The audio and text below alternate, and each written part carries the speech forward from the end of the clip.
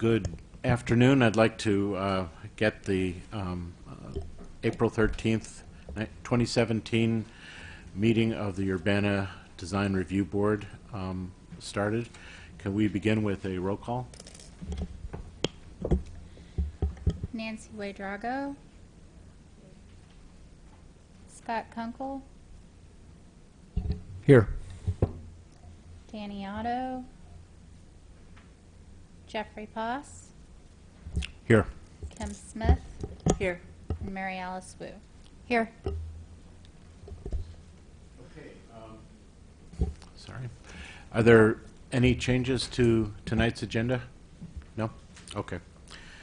Let's begin with the approval of the previous meeting minutes. So we're approving both sets? Well, of course we are. Okay. When ready, I'd like a motion to approve the minutes. So moved. Second. Second. Okay. All in favor? Aye. Aye. Opposed? Okay. Those have been approved. Communications? There were a few emails that are related to the public hearing case that's tonight, so we'll read those for the record during the public hearing, as well as updated plans and architectural renderings also for that case, which we will discuss more thoroughly during that public hearing. Yep.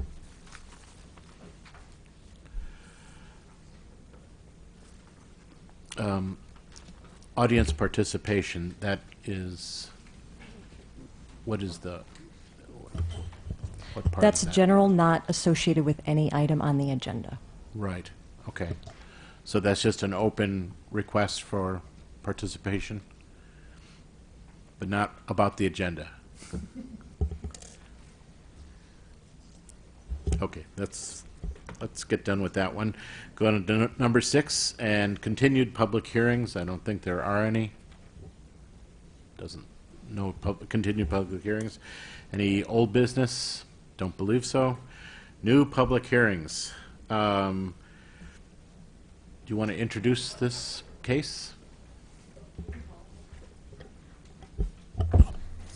This is a new public hearing for case number 2017-LBDRB-01, a request by Chris Saunders, Vision Housing, LLC, for design review of a residential development at 802, 804, and 806 South Lincoln Avenue and 809 West Nevada Street. While Mr. Ricci is getting set up, I will let you know that those communications I mentioned before are relevant to this case. That included 5 emails, one from Ms. Katz-Downey, one from Ms. McAvoy, one from Ms. McGuire, one from Mr. Moulin, and one from Ms. Patton, in addition to a revised Exhibit C, site plans and architectural renderings updated with today's date, April 13th, 2017.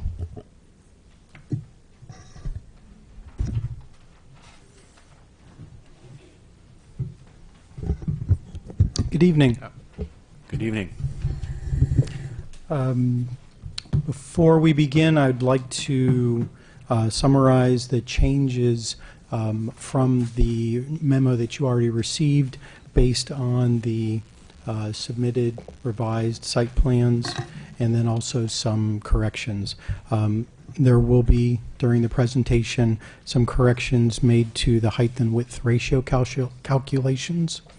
Also, the side yard at the northeast corner of the building has been increased to 8 feet. You'll see that on the revised site plans, as well as bicycle parking has been consolidated into one parking area to the south end of the parcel.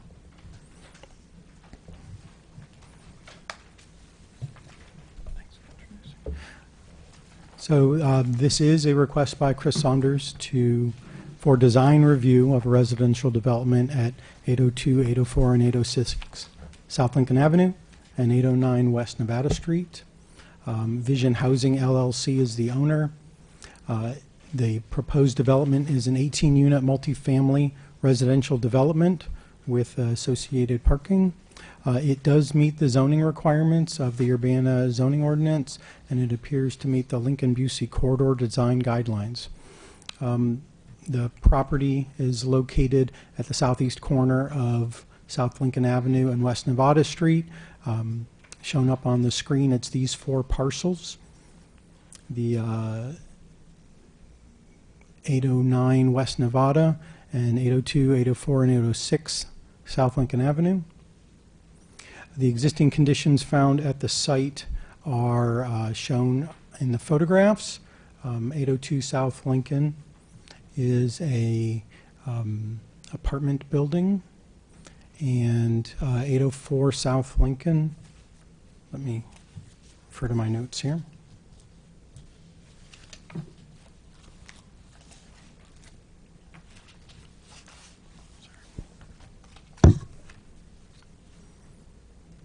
The existing buildings include 2 duplexes, an apartment building, and a rooming house, each with its own off-street parking areas and areas of open space. The site is adjacent to other apartment buildings, rooming houses, and fraternity sororities to the north, east, and south, and single-family residents to the northeast and east. The 18 units are in 3 and 4 bedroom configurations. As I mentioned, it does meet the zoning requirements of yard setbacks, off-street parking, floor to area ratio, and open space, as well as parking lot screening and landscaping buffers. The anticipated demand of the development is currently considered within current infrastructure capacities. The site proposal is generally L-shaped, with its primary entrance along West Nevada Street and, primary facade along West Nevada Street and the other facade along South Lincoln Avenue. And the parking area is located behind the primary structure and is screened from the street and neighbors by being located behind the building, as well as by being completely enclosed by a 6-foot wood fence with some additional landscaping buffer at the east end of the parking lot to buffer it against the R2 zoned residential property on that side of the building. As shown here on the proposed site plan, there is landscaping, both lawn and shade trees around the parking lot, as well as buffer trees and shrubs at the east end of that parking lot. This is a portion, it's the 2nd and 3rd floor site plan, which shows internal stairways and an internal corridor. There are private balconies for 6 of the 18 units. This is in the Lincoln-Busey corridor. The boundaries are Lincoln on the west and Busey Avenue to the east, and Illinois to the north and Pennsylvania to the south.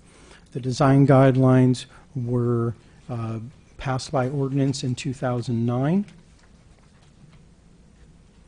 The Design Review Board's responsibility for review of applications is constrained to what is contained within the Lincoln-Busey Corridor Design Guidelines. Those 2 items are, according to the zoning ordinance, that the board must demonstrate conformance with the land use and development standards of the Urbana zoning ordinance, and to review and consider according to the criteria listed in the Lincoln-Busey Corridor Design Guidelines. And those 2 items for the guidelines are determining conformance with the intent of the design guidelines, as well as determining the overall compatibility of the proposal with the character of the neighborhood.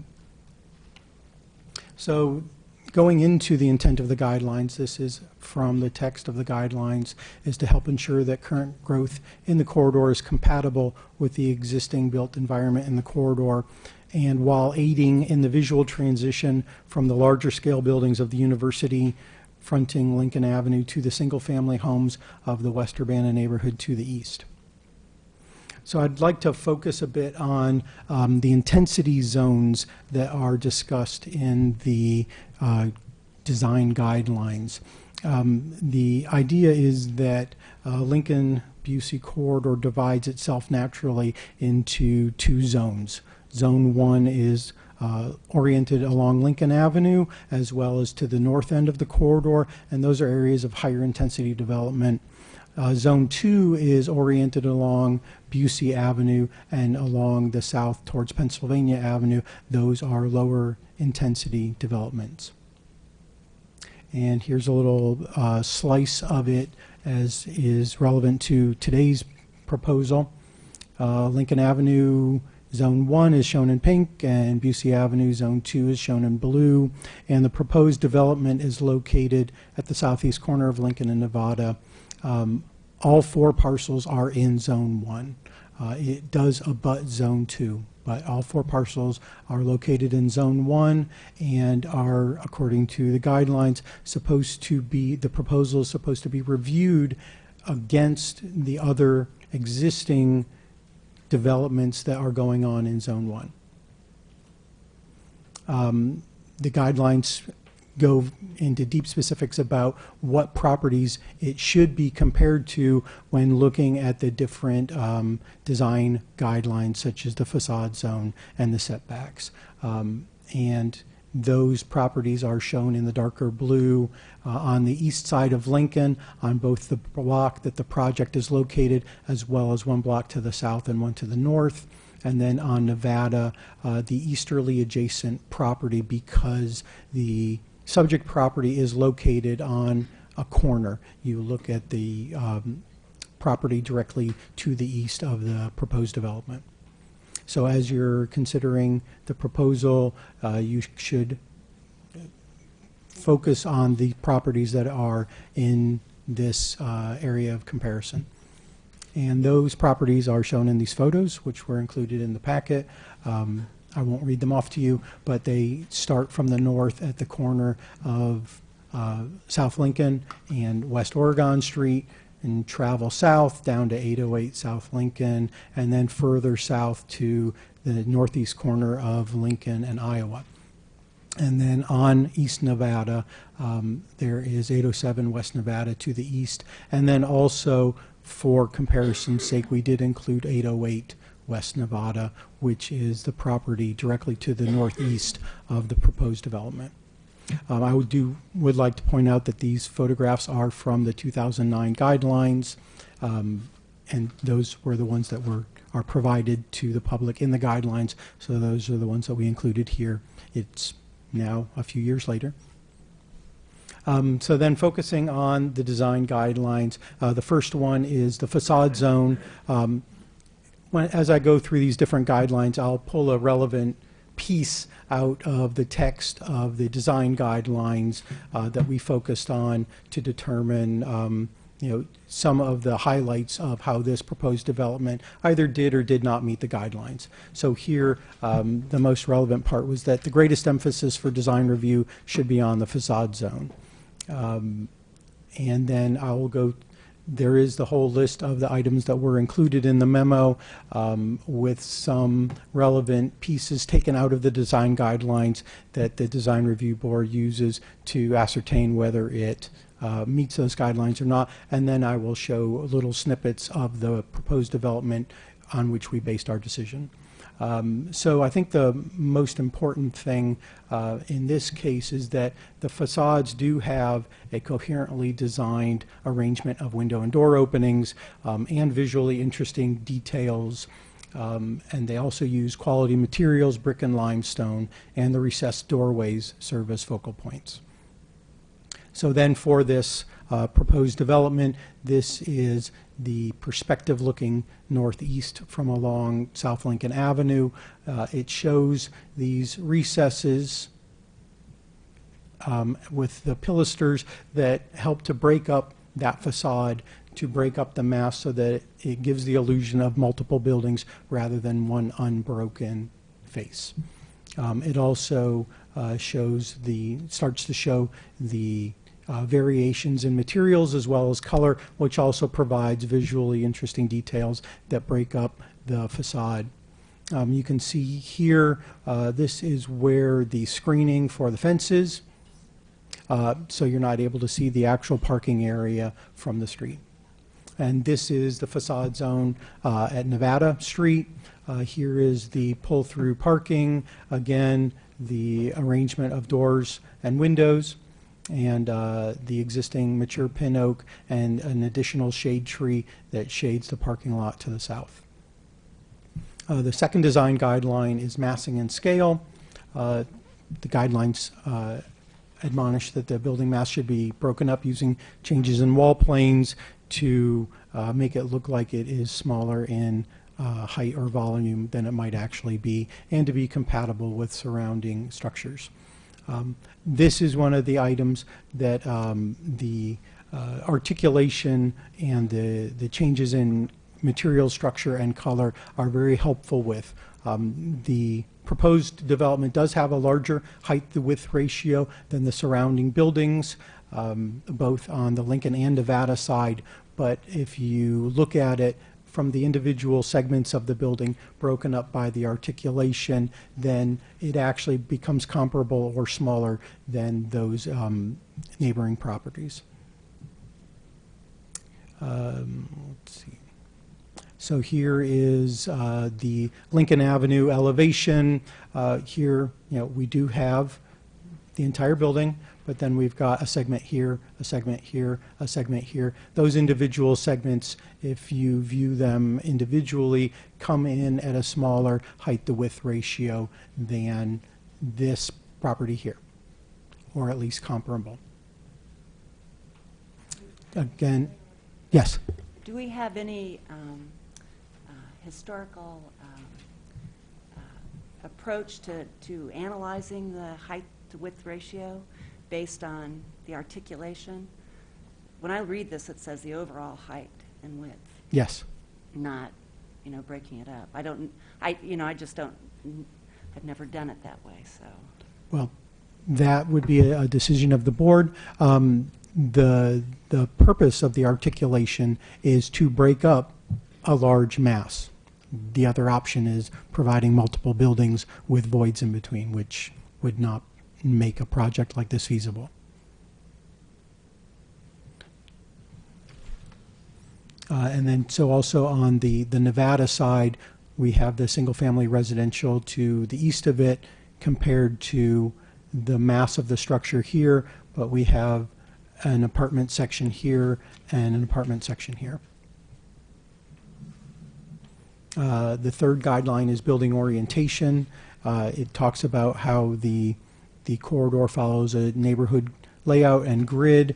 This project follows that in that it orients itself squarely in the lot with similar setbacks along both Lincoln and Nevada, comparable to the existing structures.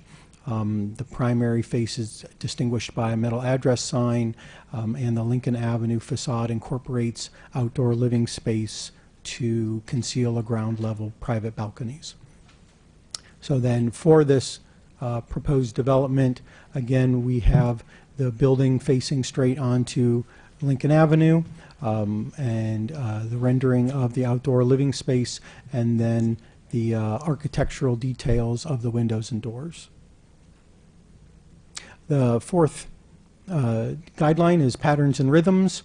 The excerpt from the guideline talks about patterns may include lot size, setback, building orientation, and the solid to void relationship. A project should be compatible with the patterns found on the block face.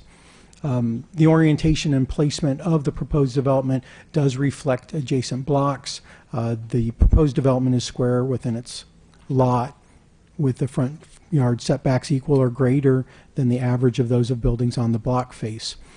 Again, these recesses for the entrance doors and patios mirror the pattern of bays and recesses of adjacent buildings, such as at 808 South Lincoln, while the southern open space reinforces the existing rhythm of solids to voids along the block face. So, and then finally, the preservation of the mature pin oak at the street corner and the addition of new trees and shrubs help break up the hard lines of the building, helping it blend into the block.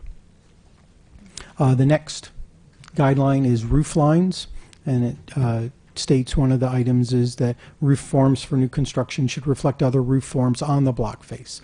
Flat roofs are generally discouraged unless consistent with the architectural style of the building. In this case, the roof line is comparable in height to comparable buildings. It's actually 3 feet shorter than the adjacent building at 808 South Lincoln, and it is in character with the classic lines of the proposed architectural style, kind of mitigating the fact that it is a flat roof. And finally, the articulation of the building and the mix of cornices help break it up into smaller segments again. The next design guideline focuses on window and door openings. Proposals within the corridor should be cognizant of the rhythm and patterns of openings on the facade. Height to width ratios for windows should encourage compatibility with the architectural style of the building as well as with the other styles found throughout the corridor. These facades do have a consistent rhythm of window and door openings, very similar to the adjacent buildings. Here we show 808 South Lincoln from the guidelines. It has these vertically oriented windows and a nice pattern of openings. There are no sliding patio doors in the facade zone. And so then looking at the elevations of the buildings, we have also show 808 South Lincoln again. If you look at the proposed development, the window pattern as well as the window style very well reflects that. And it's not just the main facades, but it's also the south side carries that pattern of window openings. And then looking at the other sides, the Nevada Street window pattern follows or is similar to that of 807 West Nevada. And then looking at the east side, that concealed side of the proposed development also has an abundance of windows and carries that same pattern. The outdoor living space talks about patios and courtyards. They may or may not have a roof, and patios are generally private spaces while courtyards are shared or semi-public. This proposed development has both. There are private balconies. However, unlike this particular example here, they do not dominate the facade. They are actually concealed behind the wall that's on Lincoln Avenue. South Lincoln facade, the focal point there is an outdoor courtyard equipped with benches and landscaping that will act as a common space, and it serves as the focal point along Lincoln Avenue. There are also 2 large lawns on the west and north sides of the building, as well as smaller landscaped areas next to the parking area. Some smaller items. All stairways are internal and balconies face the street so that they protect the privacy of future occupants as well as owners. And here is the excerpt of the plans showing the outdoor living space as well as the private balconies that front onto Lincoln Avenue. The doors are hidden probably about 4 feet back so that they can't be seen from Lincoln Avenue. Moving on to the materials guideline of the guidelines. Many types of materials have been used in the corridor. Ultimately, the choice should be based on durability and aesthetics as well as cost. I think this is one of the high points of the proposal. The building will be clad in both brick and limestone on the south, east, and north side faces of the property. In addition to the brick and limestone, there will also be fiber cement lap siding, 2 colors, used on the east side, the side that's not visible from the street. These materials are similar in quality and durability to the brick found on 808 South Lincoln Avenue and the stucco on 811 West Nevada Street in durability. The 6-foot opaque fence screening the parking area will be made out of wood. Address signage and balcony railings would be powder-coated metal or similar. Moving on to the landscaping guideline, it talks about the preservation of trees, adding visual interest to individual properties, and providing effective methods of landscaping are important. I want to repeat that the mature pin oak at the corner of the proposed development will be preserved. In addition, 3 shade trees will be added, as well as buffer trees and shrubs at the east end of the parking area to buffer it against the R2 zoned adjacent parcel. Mechanical equipment will be located on the rooftop. And here's a close-up and excerpts of those two areas, the buffer yard of the east end of the parking lot, and then the perimeter border plantings along the building, as well as the third shade tree located at the north end of the parking lot. Moving on to the parking areas guideline, while parking areas are integral, the guidelines say it's important to soften their visual impact to adjacent properties and from the street. The parking area for this property will be located behind the main structure, as well as bicycle parking will be located at the south side. And again, this parking area will be screened by a 6-foot wood fence. The first floor apartments conceal the parking area, while upper building stories overhang the interior rows of parking. The project does try to minimize impervious areas by minimizing the number of parking spaces down to the required number and using the maximum number of compact spaces, as well as using a compact arrangement. Here we show the views from Nevada Street, showing the screening of the fence, and then also on South Lincoln Avenue, we have the fence screening the parking lot. Finally, sustainability is not one of the design guidelines, but it's included in the corridor guidelines to promote what the City of Urbana considers as best practices. So although you don't necessarily include it as one of the guidelines you base your decision on, they try and promote sustainability.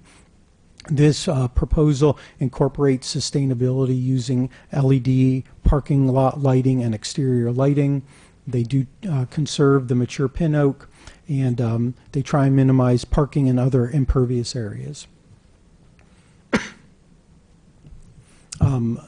So summing up, in this case, the Design Review Board has the following options: to approve the application, along with conditions related to meeting the standards and design guidelines of the Lincoln-Busey Corridor Design Guidelines, either also to invite the applicant to resubmit, giving recommendations to the applicant on ways to improve the design, and finally to deny the application. In this case, if the board elects to do so, the board should articulate findings supporting the denial and make recommendations. One item I might have glossed over at the beginning of the presentation was that the guidelines do emphasize that no single guideline is mandatory. A proposal doesn't have to be an exemplar of all 12 guidelines. Every project is unique. It's got its strong points, it's got its weak points. So just reiterating that point about it doesn't have to hit every guideline perfectly. And before you move on, I just want to make sure you made that correction that you mentioned you were going to make about the height to width ratio. I do not recall hearing it. Yes. So I wanted to give you an opportunity to hit on that. Thank you. So back to the massing and scale. I did not specify the calculations. In the memo, I believe the calculations were a little greater on the ratios. The overall height to width ratio on Lincoln Avenue is greater than comparables. It is, I believe, 1:4 overall, and then looking at if you look at it on a segmented basis, it's 1 to 3.25, which is closer to the comparables, which, pardon? 3/4, yes. And then the West Nevada is previously stated at 1 to 1 1/3 overall, and it's actually 1 to 2.5 overall. I have a quick question about that. Yes. So there's a building on the corner of Oregon and Lincoln. Can you tell me what number that is?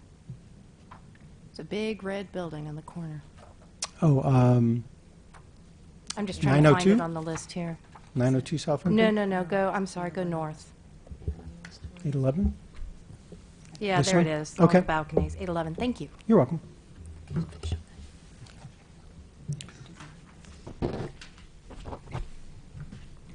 Okay, does that complete the staff presentation? Finally, I will give our staff recommendation.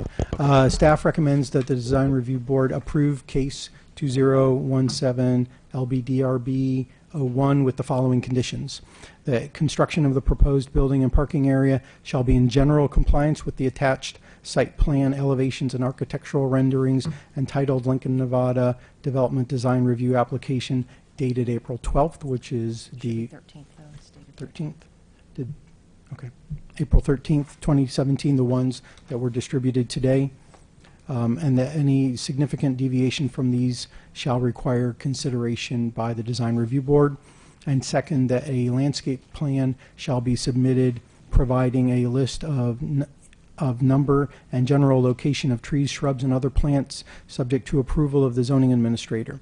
This landscape plan shall include the methods of tree protection during construction for the northwest corner pin oak determined in consultation with the city arborist.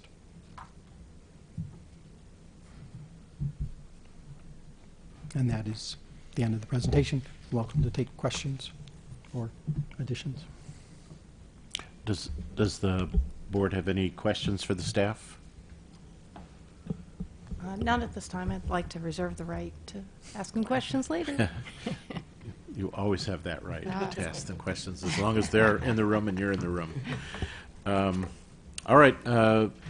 Do we have somebody representing the petitioner? We here? do, and perhaps while they're setting up, Chair, I don't recall you went through the procedures for the public hearing. Perhaps that would be a good time to go through those steps. That's probably a real good idea. So just the steps of it, yes. The procedures for a public hearing are that, as we just had a staff presentation, the next step is that the petitioner outlines the proposal and gives evidence on the proposal. The next is for more proponents to be heard. After that, opponents to the project can present evidence and also ask questions to the petitioners. We have two tables set up here so that we don't have to strain our necks too much. The petitioner will be at one desk, and anybody who wants to either support or oppose this can sit at the other table. And then after that, we can hear others, followed by the city planner and city staff can make additional comments or clarification based on the new evidence or any new evidence. Then the petitioner can offer a rebuttal. Then the opponents may offer a rebuttal. After that, the petitioners may present a summary of his or her petition. Then the design review discusses the case, and then finally the design review board votes on the case. And that's it. Okay. So step number 3, we have the petitioners here. Could you please state your name? Sure. Jacob Unzicker, Mode 3 Architecture, Vice President. Josh Daly, Mode 3 Architecture, President.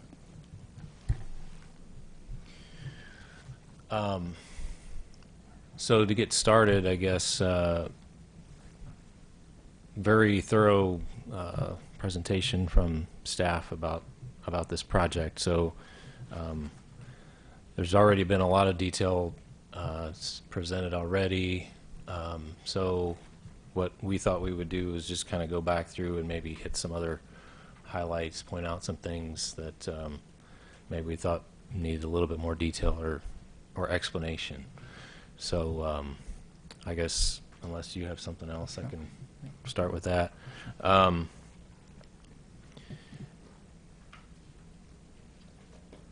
So I guess the first point maybe that I would go back to is addressing the massing and scale category for the project.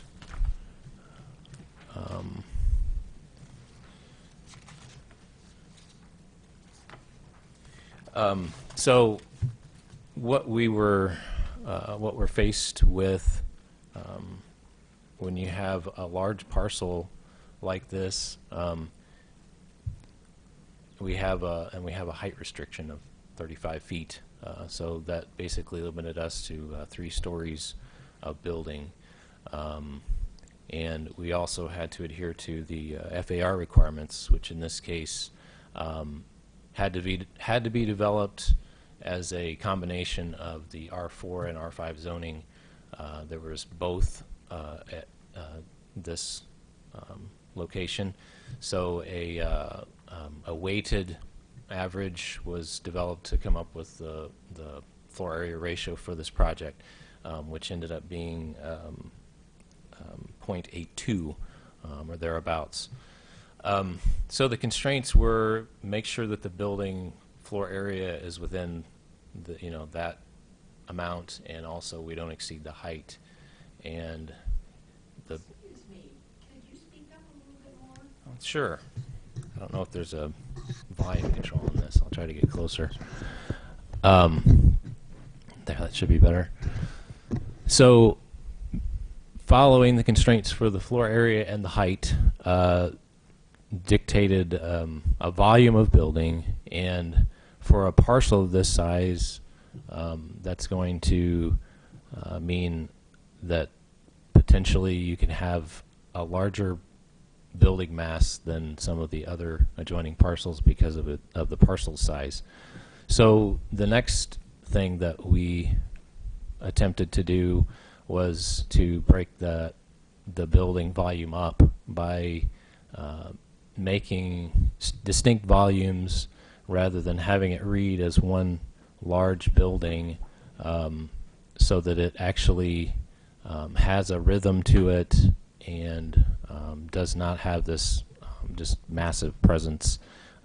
It's helped by the fact that we do have some really large setbacks. That was also a requirement from the zoning to provide a setback that is in line with the other properties along Lincoln and Nevada. So I think having that to set it back also helped. But just to point out that the volumes then and this breaking up, we have these deep recesses, which I think visually do, especially if you see the building from an oblique angle, have it read more like individual smaller buildings rather than one large building. And we'll have different brick color as well on each of those. So each of those will have a different brick tone. We're using kind of an earth tone brick that is reminiscent of one of the buildings that's on the site now that would be torn down. It's kind of a brownish hue to it instead of the red. So we're trying to complement that building and the building to the south as well. So the facade is trying to use some of those more earth tone bricks that will set off the base, which is a limestone base.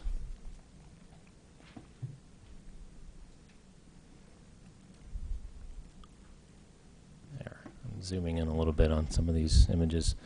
So here's kind of a closer up view image to show the materials that we were planning to use for the main facades of the building, which would be a limestone, like Josh said, and brick, which are very durable materials, classic and long-lasting.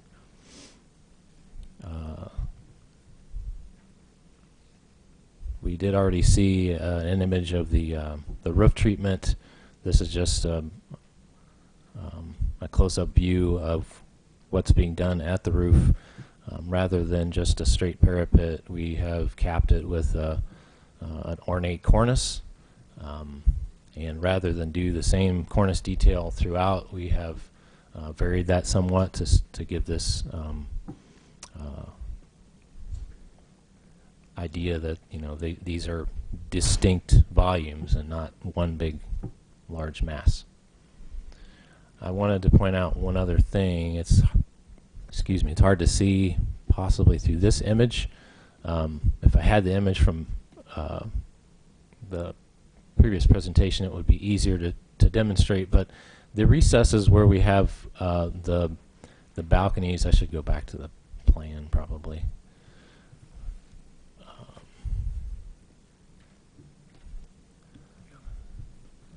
Yeah, there we go. Let me zoom in. wanted to point out that I know that that is not something that was encouraged, is to have balconies that face the street. And just to point out that the doors from the apartment units that are interior that would actually access these are actually from the side. So they would not actually be visible at any point from the outside. It was basically, they were put there to capture some space for the tenants for the particular apartment units that face the street. And in addition to that, the recesses are very deep and they incorporate, the balconies are technically not balconies, they're more like a covered porch, and they're incorporated into the building, and they're set really far back to give that, again, that separation of the of the distinct volumes on either side. Let's see.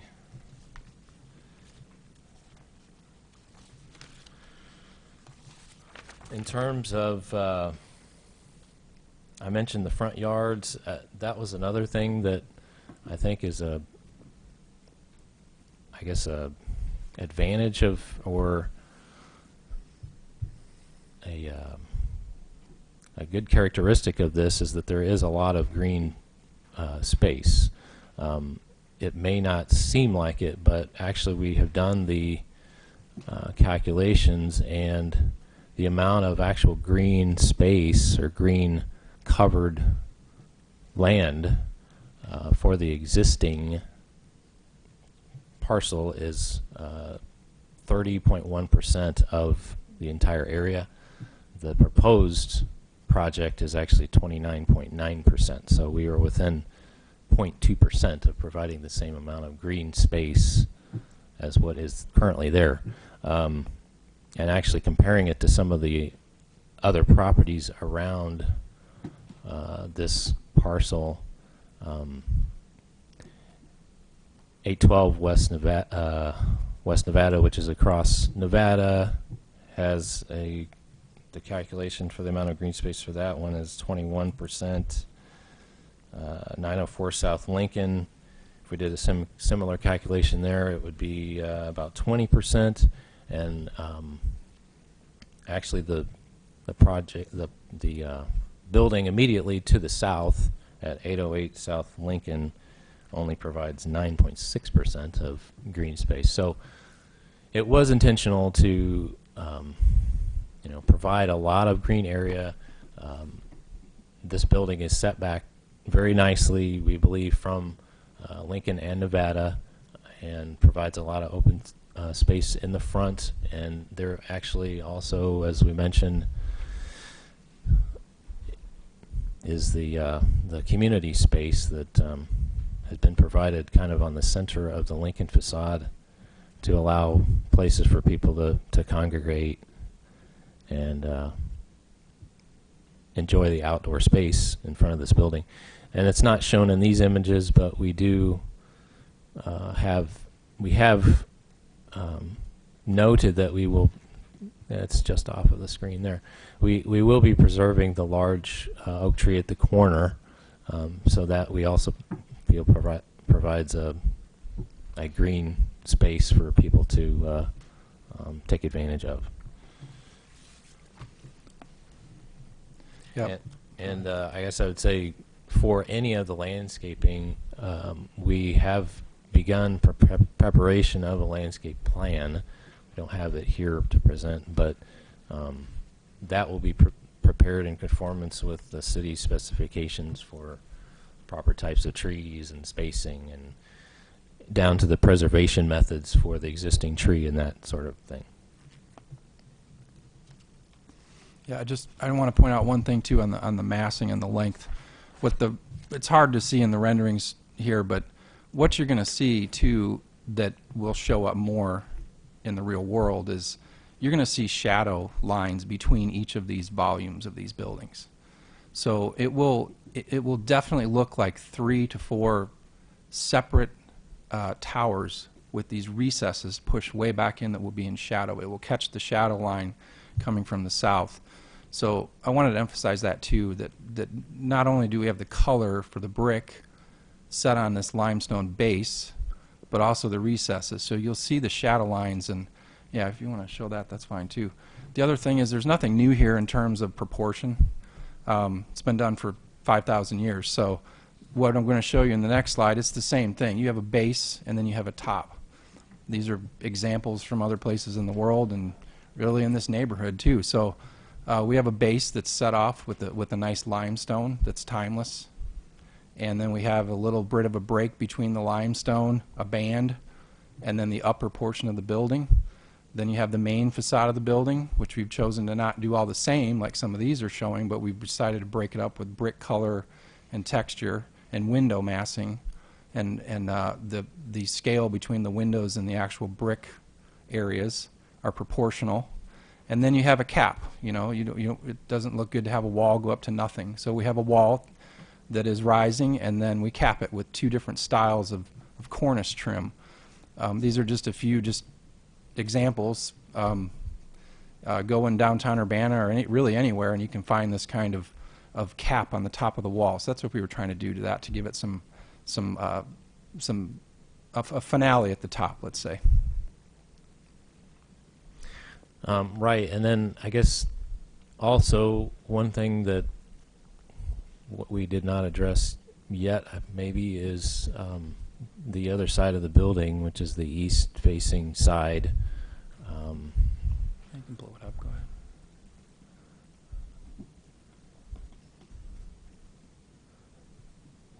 Technically, that's the part that faces the parking. And here we've removed the fencing, so you're able to actually see the building. Most of the parking is open to the sky, but will be screened with fencing.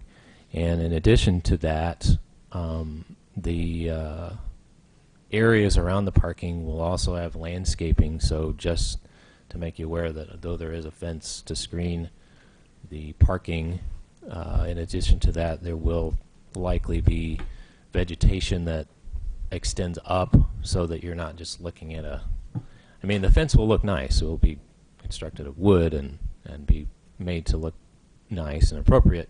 But in addition to that, it's our intent that there would be vegetation that would actually grow up and that you would see that over the fence and not have the impression that, oh, there's this big open space right on the other side of the fence. So then on the back side of the building, the east-facing side, we went with a material that is similar to other to the type of siding that's used in other places in the neighborhood. This is actually not a wood siding, but it's a fiber cement product, which is fairly common in recent years. It's very durable and has a 15-plus year warranty on it. It doesn't require probably quite as much maintenance as wood siding does, so that's part of why we would desire to use that. And it's paintable.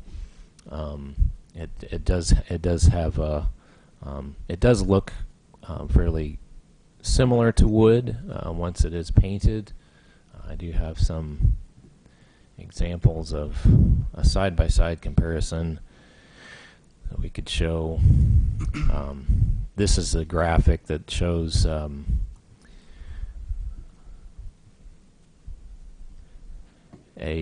kind of a scalloped shingle style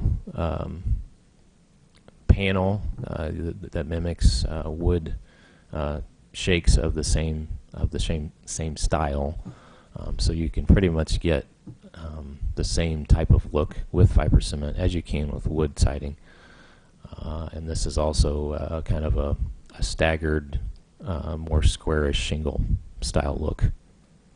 So it's comparable to wood. It's at least or more long-lasting than the wood. Does not require quite as much maintenance. Excuse me a second. What pattern are you We're going planning on using? We would just use a lap, a a horizontal straight lap siding. lap siding. And I want to point out too, there's a reason for it on the back side. It's not that we don't want to do the brick. The reason is when you try to put brick above, we have parking tucked under the building on that back side. So we would like to reduce the load on the structure at that point, and we were trying to use the siding to complement the brick color so it would be a seamless turn when you come around the corner. And that was the idea for the lap siding. So the color would match the brick, so it would seamlessly blend around the corner. And then as Jacob was saying, the lap siding is, you know, the old school way was to use redwood or cedar. Those are two rot-resistant materials. However, not anymore. They're cost prohibitive, and also they require a lot of maintenance. We've used the fiber cement product a lot of places, and with good success. It does last a long time, and it has a very good thick wood grain on it, so it looks just like wood. On that elevation that you're showing right now, the two ends, are those still the brick and the stone? Yes. Okay, so Yes. the fiber cement is limited to the section that's elevated above the parking only. It is. There also is the area that's tucked underneath would also Right, be right. fiber cement. In this elevation at the right-hand side, at that location, you actually would see this facade from Nevada. Right. So we felt it was difficult to transition unless we just went ahead and bring that. That actually comes all the way around. I'll see if I can find the next elevation over. Yeah. Yes. So the south end is also that material, and this elevation that's on the screen now shows that at the Nevada Street side, it actually comes around again and then stops before we have the lap siding material.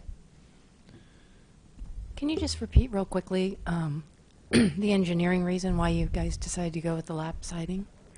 We're trying to get parking bays tucked under the building. So as you can see, the kind of the darker area on that back facade, we have covered parking. So when you put brick above that, sometimes with deflection or just movement, you run a risk of cracking the brick in diagonal lines up the building. If we can avoid it, it would be good. That's the main reason, is longevity of the material. Okay. And we thought it was we're going with pretty good spans here. We're trying to tuck parking underneath, so we're trying to reduce the weight on a beam that would have to go across there, and there's inherent problems with that when you try to span something like that. We're trying to avoid it. And we're trading off being able to actually get parking that's covered over with part of the building too. So I should go back to the plan to show that. That would probably be more understandable that way. So on the ground floor plan,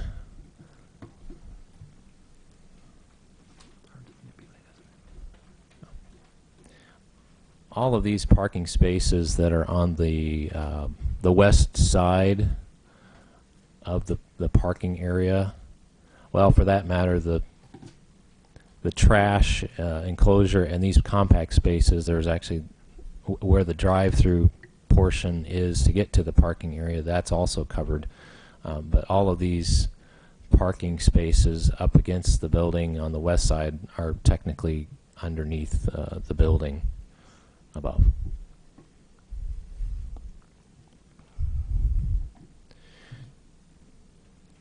So I don't have any, I felt like the staff really covered this fairly well, so we just tried to maybe add a few more points in there, but I think it's been presented pretty well. I don't know if there's anything else you have. So we would just, I guess, open it up for discussion and questions. Okay. Does the board have any more questions for the architects at this time? I had a quick question about the recesses on the front facade. Mhm. I was trying to find out how far they're recessed in. Okay. Maybe I'm just not used to reading architectural drawings, which is highly possible. It might be hard to see it.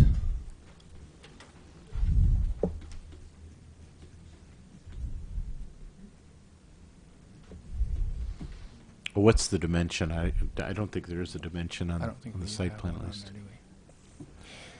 do These minor ones at the north and the south are approximately 6 feet. Then at the center, going off proportions here, 10 to 12. it's actually about 12 feet, I believe, for that central recessed area. And then on the Nevada side, that recess is quite a bit deeper. I should probably go to the next plan up for that. That is more like 20 feet. There is an entryway which is covered on the ground floor that you would come through. But then up above that, the recess is about 20 feet deep. Yep. I was also curious, and this is a minor detail, but I was curious about the decision to put brick color on the front facade. Mm-hmm. Walked around the neighborhood today, and a lot of them are columns, and they're not rectangular columns. So I was curious about that decision. Okay. That was mainly to provide interest to the building, to give some, I guess, variation to the facade, and then also it's similar to elements that appear in some of these examples that we showed of the massing that we were trying to emulate, where there's usually some kind of a central focal element in the facade, and it was just intended that would be what that was for. And we also were trying to keep it from encroaching too far into the setback, because we are allowed to go, I believe it's 30 inches into the setback, but not more. So we kind of took it to the limit that we could for the depth of those and left it at that.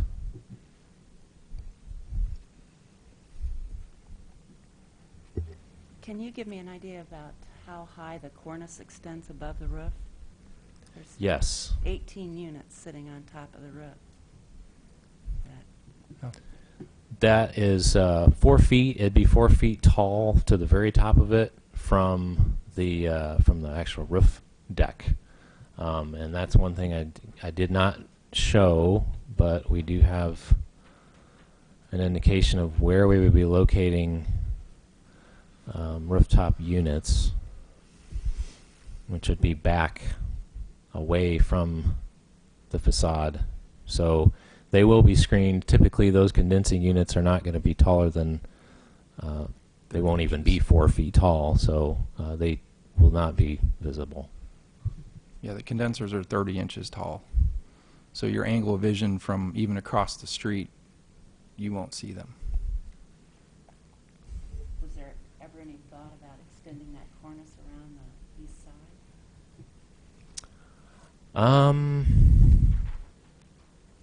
I guess once we transitioned to the lap siding, we just went with more of a traditional cap for that. We do still have it. We do have sort of a cap there. I have to zoom in on it.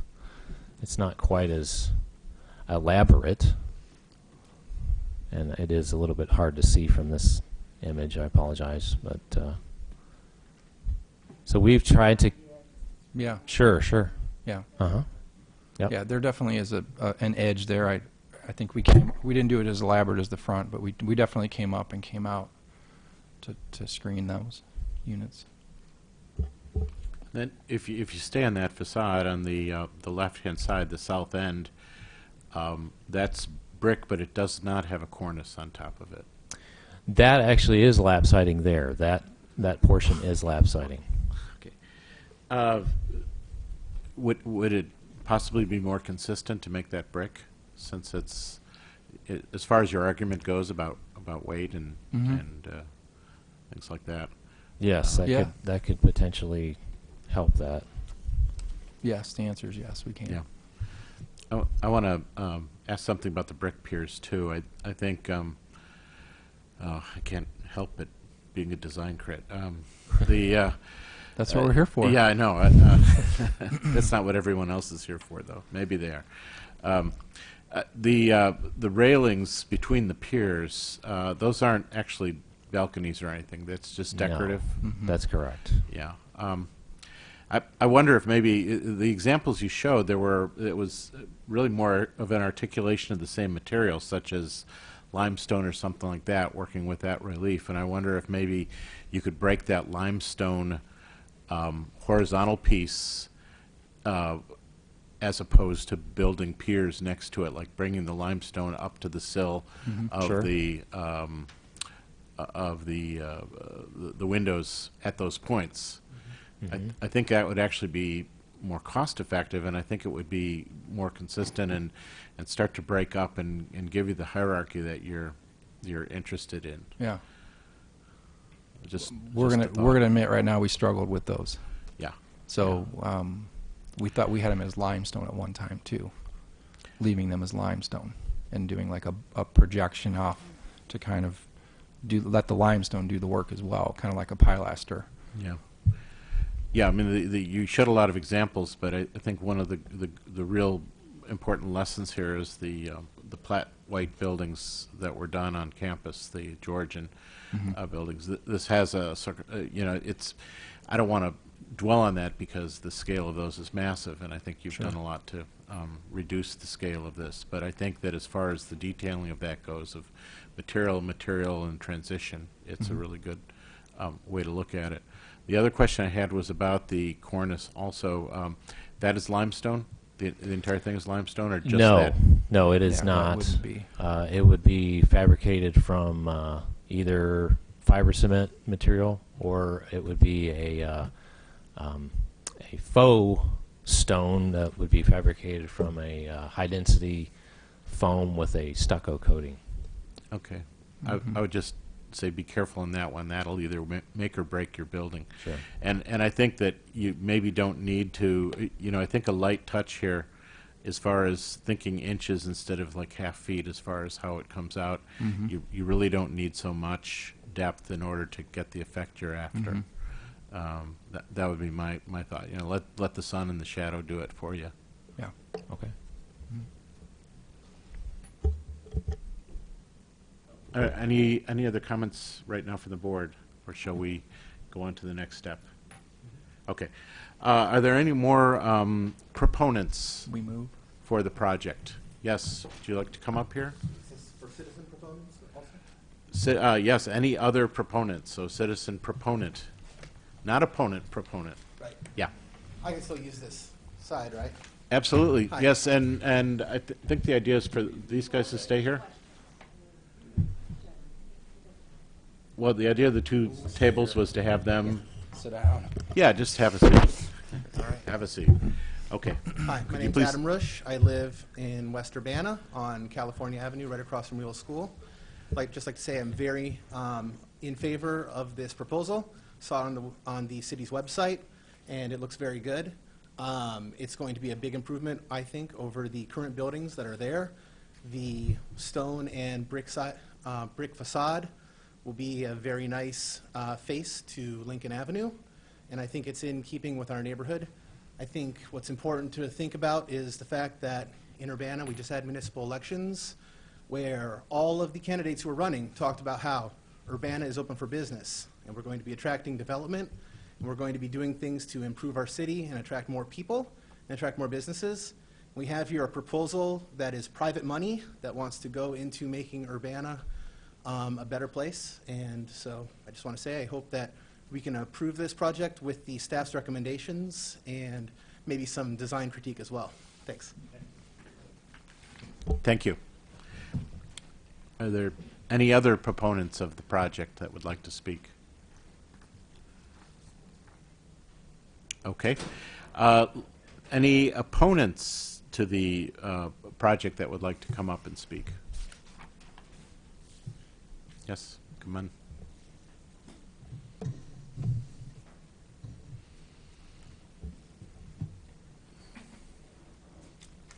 Do you want me I sign in? Just state your name. I think you can sign in afterwards. Okay, thanks. Can you hear that? Okay. Can you hear me? It's okay, yeah. So my name is Mary Pat McGuire, and I don't know if we have a time limit, and I want to be careful about time because I did submit a letter today. I don't want to say that I'm flatly, when we say opponents, I don't think that I'm completely opposed to this project. I feel trying to strike a balance between trying to understand it better and also raise some questions about the compatibility, because I know we're supposed to talk specifically about the design guidelines. And I live at, I'm also a registered landscape architect. I should make that clear. I have some experience working with projects at this scale and coordinating architecture and site planning.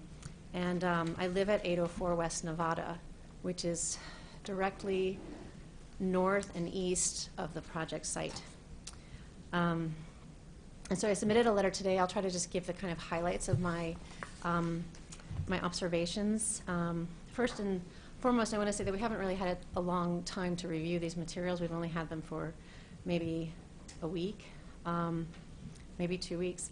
And we haven't had an opportunity to meet with the architect or the applicant, which is unfortunate because I think we could have exchanged through some dialogue some of our questions about how they're trying to reach compatibility, and also to raise and probably prioritize some of the things that we in the neighborhood have always expressed as what we think are in keeping with the kind of quality of our neighborhood. So I want to say that outright, and then just go through some of the criteria that I think that I find a little bit troubling in terms of I don't think that the compatibility is met, and some of the reasons why, and just a suggestion regarding each of these, is that if that's permissible.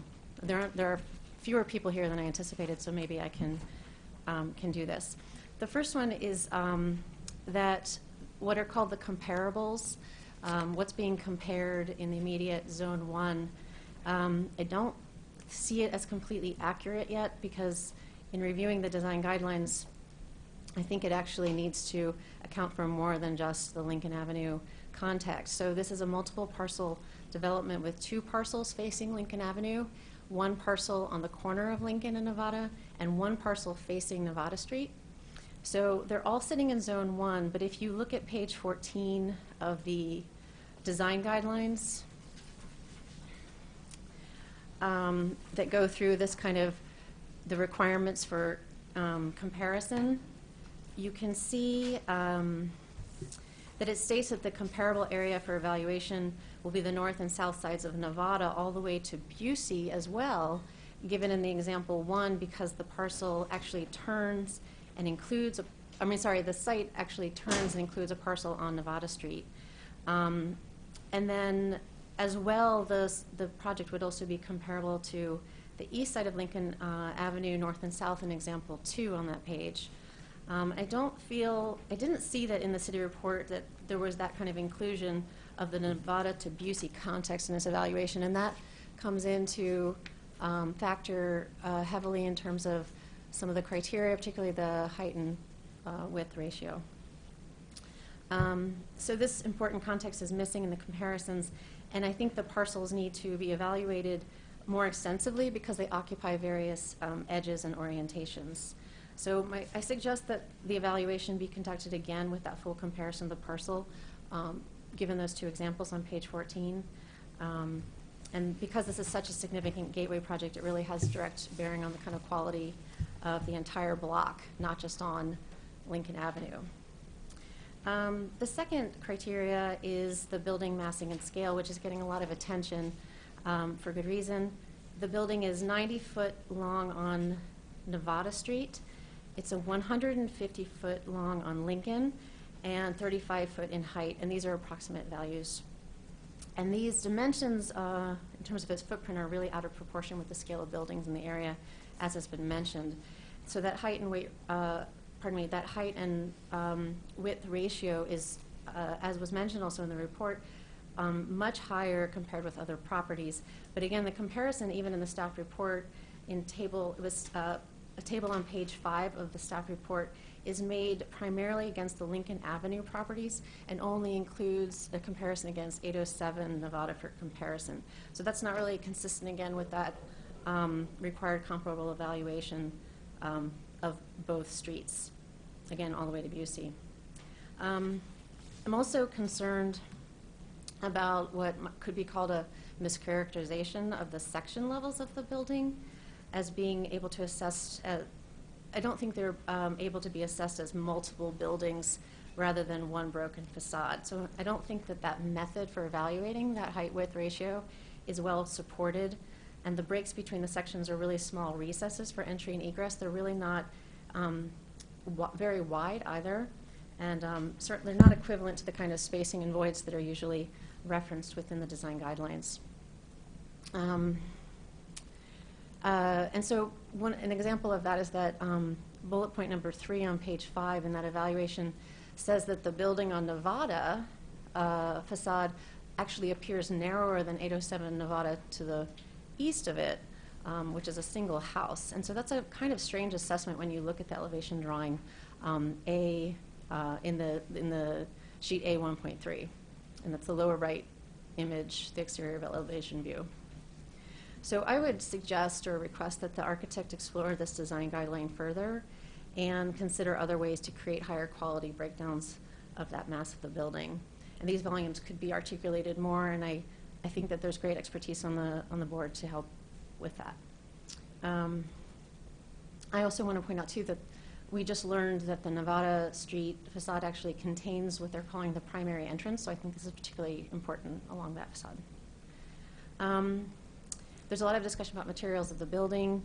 It seems to be compliant on the west side, but certainly not on the east facade. I don't think that lesser expensive material is presented in the drawings very well, certainly not on a presentation to the neighborhood side. And now ideas about the cornice and everything are also confirming some of my concern there. Fiber cement lap siding is not an encouraged material in design guidelines. It's actually discouraged, only permitted to be used replacing vinyl siding, for example. And so it's not a well-regarded material in terms of the quality. And I hope that some of others in the audience will speak to this who have better architectural expertise than I do. But I think that the kind of long-lived nature of the buildings in the neighborhood lend themselves to high-quality materials and high-quality construction so that this building will last as long as many in the neighborhood have, 75 to sometimes 100 years long. So there's a suggestion within my letter to consider brick around the whole perimeter of the building. There are 2 or more brick colors, which we have a little bit more description about today, but I'm wondering what they are, and if a sense of the craft of the adjacent neighborhood can also come into some of the design thinking there.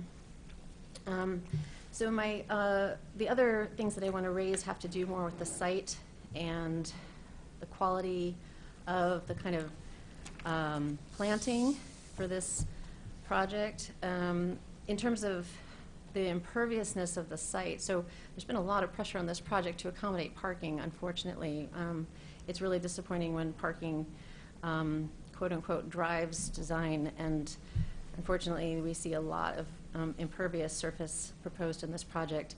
The use of imperviousness itself is really unnecessary, and it violates the design guidelines also in 3 parts of the criteria. Well, I guess Marcus corrected that sort of the sustainability is not a criteria, but it's a practice in the guideline. But so under landscape, impervious is discouraged, or pavement is discouraged in general for visibility purposes. Under parking, there's a recommendation to make it permeable, and under sustainability, permeable for drainage purposes. So all 3 sections recommend reduced pavement and or permeable pavement. And I would suggest that the parking surface should be constructed using a permeable paver system. This is really common practice now, and it's a standard sustainability design strategy today. And to be really clear, I think a permeable paver system is the higher quality option here and the higher performing option, not permeable concrete. Regarding tree planting and vegetation, these are tree planting and really tree protection that falls within that are almost absent from the application. Both of these criteria are extremely important to the compatibility with the context and quality of the corridor.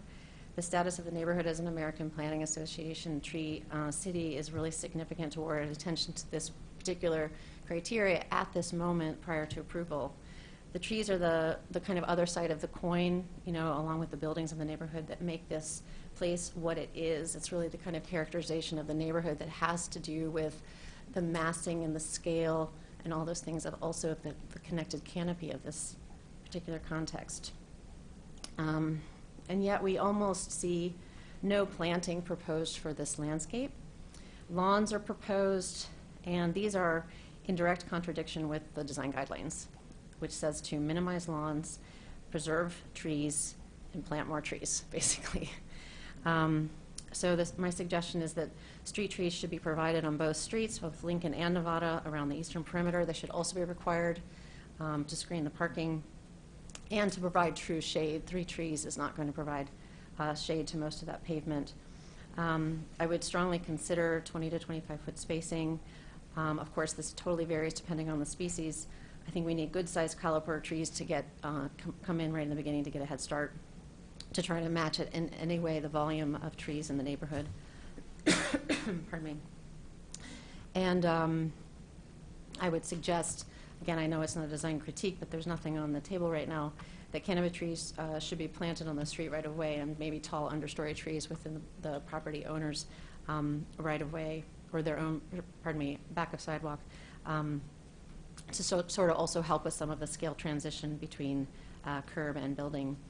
And it might be kind of a wild idea, but I also would consider possibly a little bit of a reduction of paving in order to accommodate some tree planting if there's no space in that setback back there. I think that this is an absolutely critical issue. It's an investment in the urban ecology and the urban canopy of this neighborhood. This context is, we will really feel it if we don't do something about it, and the lifespan of those trees will outlive the pace of automobile use in this century. So related to that, and I appreciate the time to share these comments, tree preservation is also not present in the package. There's only 1 tree of the trees that are present on the site that are being proposed to keep, and the canopy for that, the canopy for most trees, but particularly for oaks, extends beyond the circle shown on the plan. And then the root zone itself extends to, and usually typically it usually extends beyond the actual canopy, sometimes up to 1/3 of that diameter. It really feels like an arborist report should have already been requested, and measures should be taken to already try to eliminate or evaluate the impact to that tree, so that we would really understand whether or not this could happen. I've seen a lot of projects where promises were made or intentions were very well set, and we ended up losing big time major assets of vegetation. Okay, so I would just suggest that I guess that the city report also recommends that a landscape plan with tree protection methods are provided as a condition for approval. And I feel that the board's review of this planting plan and method is one of the most important documents relative to compatibility for this project. And I hope that the arborist will be involved, and a tree replacement strategy will be in place well before approval. Lastly, building setbacks are, as I was informed, strictly a zoning issue, and I did enter in some requests for information about that to the city, and everyone was really great about trying to clarify with me why certain values were used to establish that calculation. But I think from a design standpoint, that if there's any concern about the rhythm mass void issues and spacing, other kinds of spatial relationships that have to do with the consistency of facade relationships, that we can't exclude zoning from that equation, and we should look at those interrelated effects of zoning and guidelines, and that hopefully the board would confer with zoning to consider the impacts and requests to exceed zoning in order to achieve the design guidelines. And in summary, I would just say that I'm very, very encouraged that the project conforms to zoning. This was a major push that we were looking forward to, and I would hope that the board would be able to work with the applicant to find ways to make this project more compatible with the neighborhood, and certainly in this review process with the design guidelines. I would, it's obvious that there's a real precedent that would be set with this project. The scale of it might happen, And that's pretty eye-opening, and it's alarming to a lot of people. But I think that the details of the project are important, and anything that we can do to truly mediate some of the bigness of this move in the neighborhood, I think that we need to attend to those through this process. And I would request that the Design Review Board make no decision today. I'm not sure if you're required to make a decision, or if you can extend. Of the 4 decision options laid out, I think A and B are not possible at this time, given the kinds of questions that are existing. I think C or D are probable, and that the criteria under question are significant enough to warrant a kind of continued review and a request for modifications. And I think also a session with the community might be very helpful to streamline, or at least to prioritize some of the questions and the kind of desired opportunities for compatibility with our neighborhood. And I really thank you for your time. Thank you. Okay, thank you. There any other audience members that would like to speak in opposition to the project? Okay, come on up.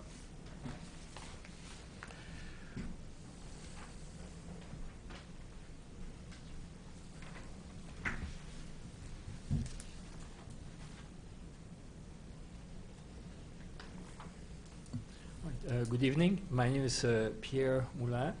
I live at 806 West Nevada in the same block. Mary Pat, who just spoke, is my neighbor.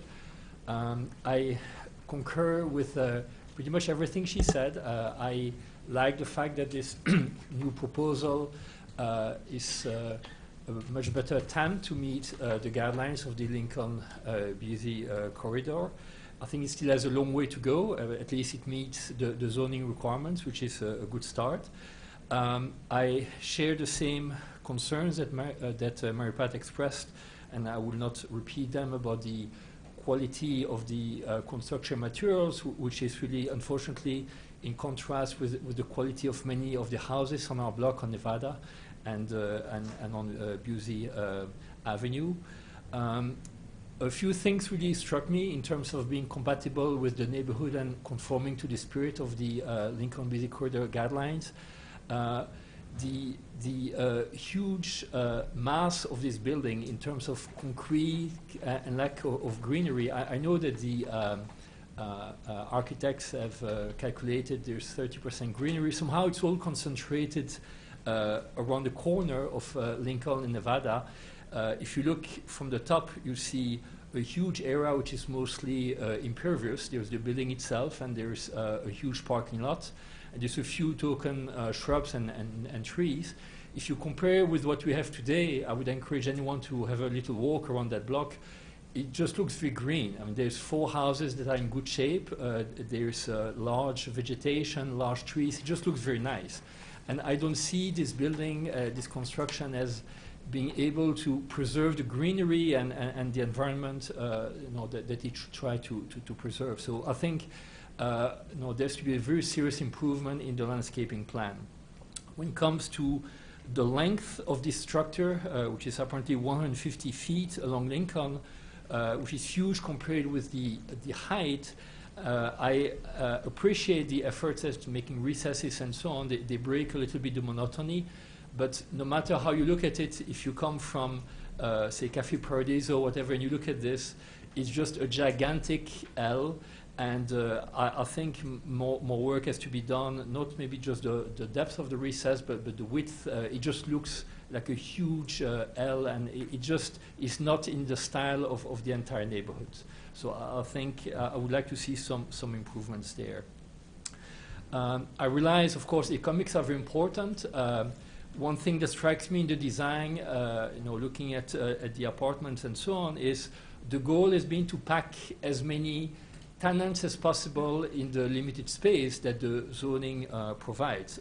In the initial proposal last year, the developer was saying we want to have 1 and 2 bedroom apartments because it's much better in terms of reducing noise for neighbors and so on. Now, in the spirit of packing as many people as possible, we have only 3 and 4 bedroom apartments, which the developer himself said are much more noisy. So I'm greatly concerned about the noise in the neighborhood, and I would maybe like to, if there are some trade-offs to be made, maybe trying to reduce noise for the neighbors as well. And then again, in terms of packing, the largest number of people per square foot as is possible. If we look at the number of people who live on those 4 blocks, on those 4 lots now, it's about 20. There will be 65 people, so this will more than triple the density. If you look at the average consumption of water per person US, which is about 100 gallons per person per day, we're talking about 4,000 extra gallons per day in the sewer system.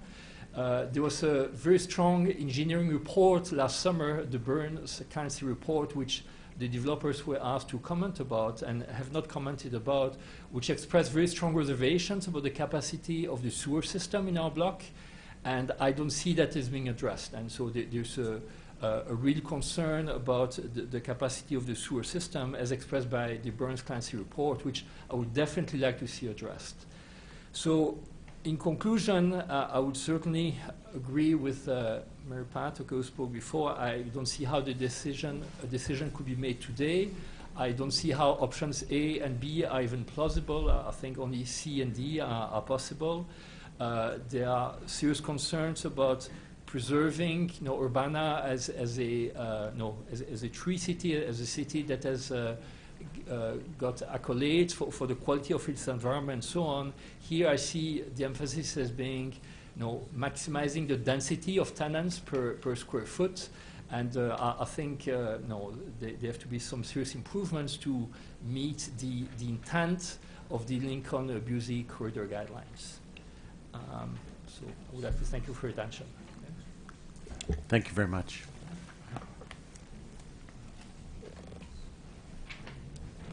Anybody else like to speak in opposition?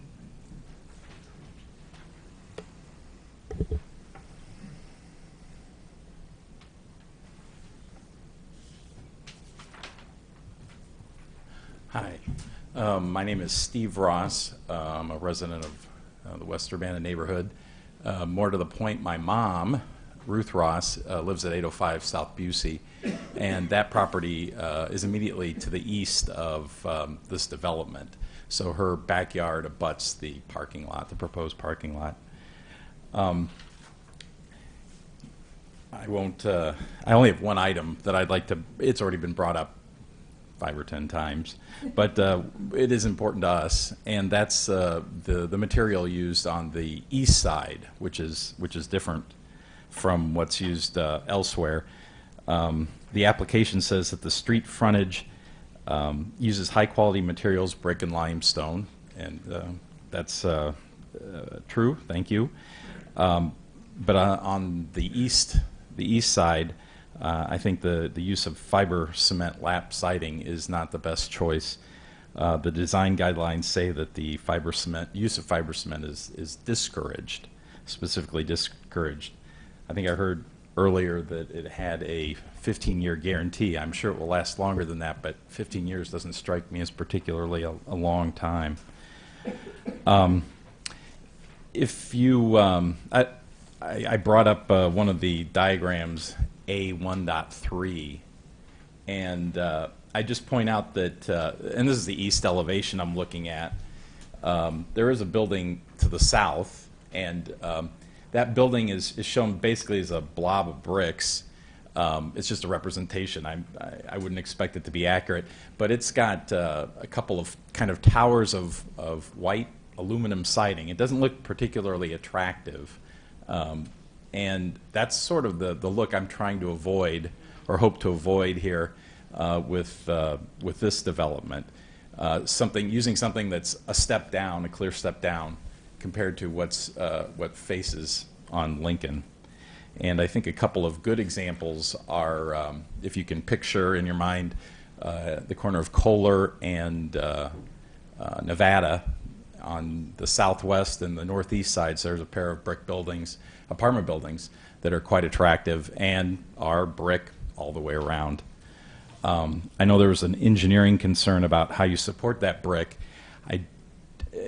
It's being done over the driveway, and I think the spans are somewhat similar in the back between supports. So I don't think that's I speak with no expertise, but it doesn't seem like a showstopper to support brick on the east side.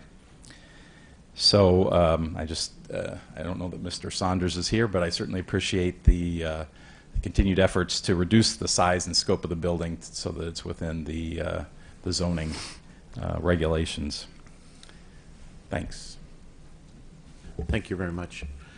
Just one point of clarification before we go on. I think there's some maybe some misunderstanding about the fiber cement and how it's interpreted in the design guidelines.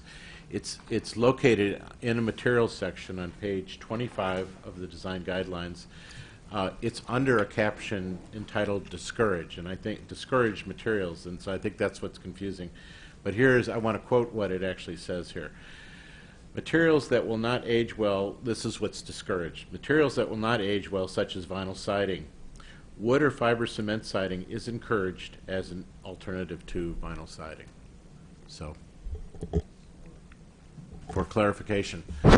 Do we have anybody else who would like to speak from the audience? Yes.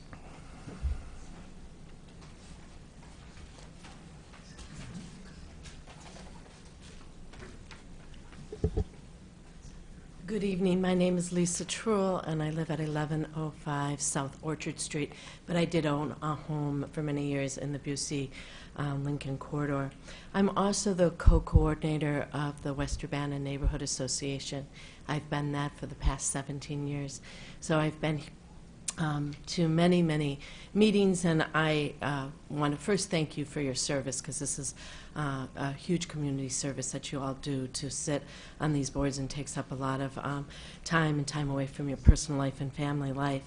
I first want to say that there are many concerns about development, obviously, in the West Urbana Neighborhood Association, but unlike what people want to characterize, we are not against development. In fact, we welcome smart development. I have worked on the PUD project at the neighbor house on Lincoln in Iowa. It was a very successful project where we got together, and I think that is what I want to encourage in the future, is that the architect and the neighborhood sit down together like we did with the PUD project with the neighbor house on Iowa and Lincoln before it even gets to you, so that you can they listen to us, we listen to them, and there was a give and take.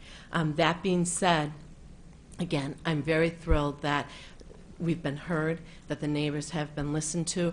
However, we still need some further dialogue, and so I encourage you to allow that process to play out and not vote yes or no on this project this evening.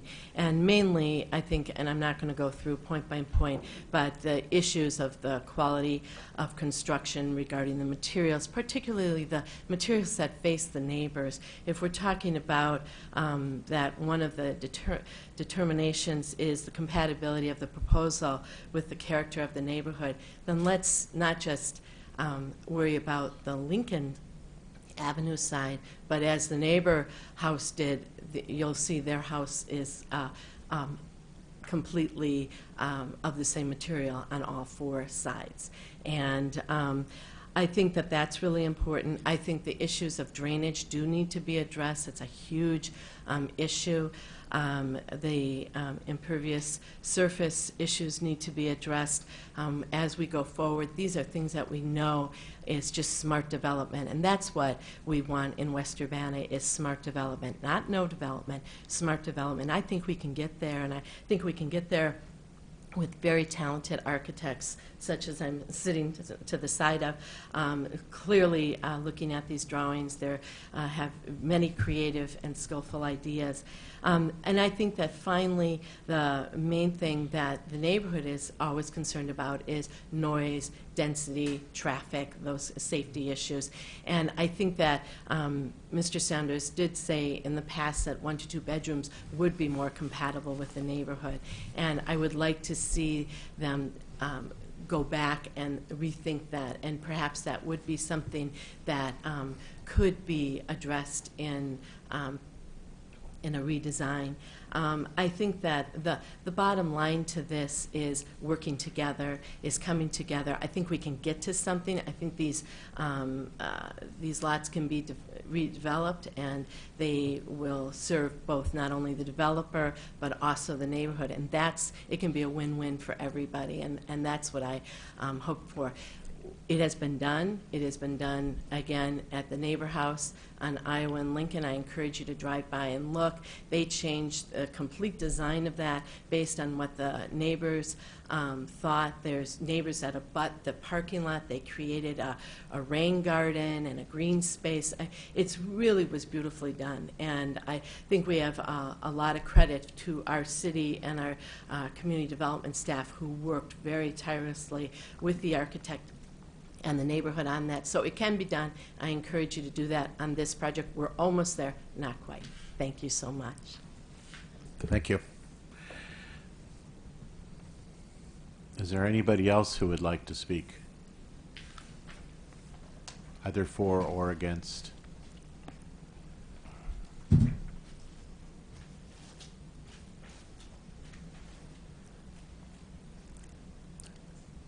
Okay. We're at a point where we're going to ask the city staff if they have any additional comments or clarification. And if not, I do have one question for you. It's regarding the comment on the sewer capacity. Can you give us any more information on that? Justin Swinford from our engineering division is here. Give him a moment. Do you want to? He'll sit up at the table to address those issues.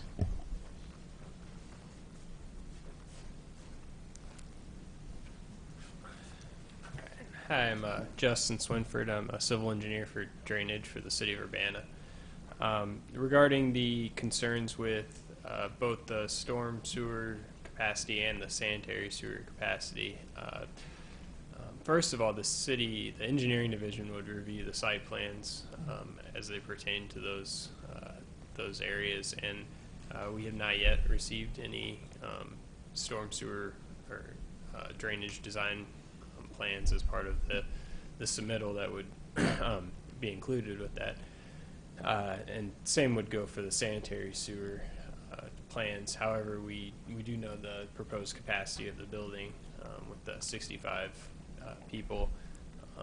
And so regarding the Burns Clancy and Associates report that is referenced, or that was referenced earlier, that report leans pretty heavily on and references the 1981 Greeley and Hansen report on the sanitary sewer system that was done for the city of Urbana.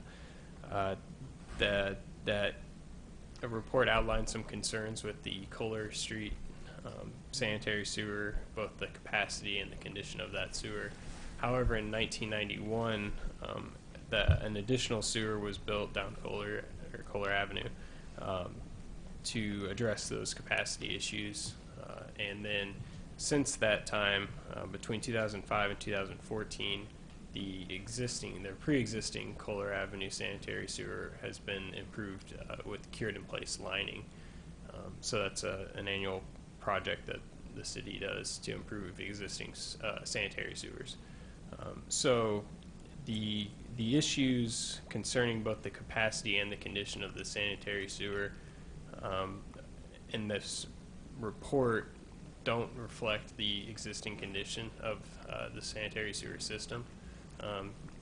Based on the information available to us, we believe that the capacity is definitely there for this development.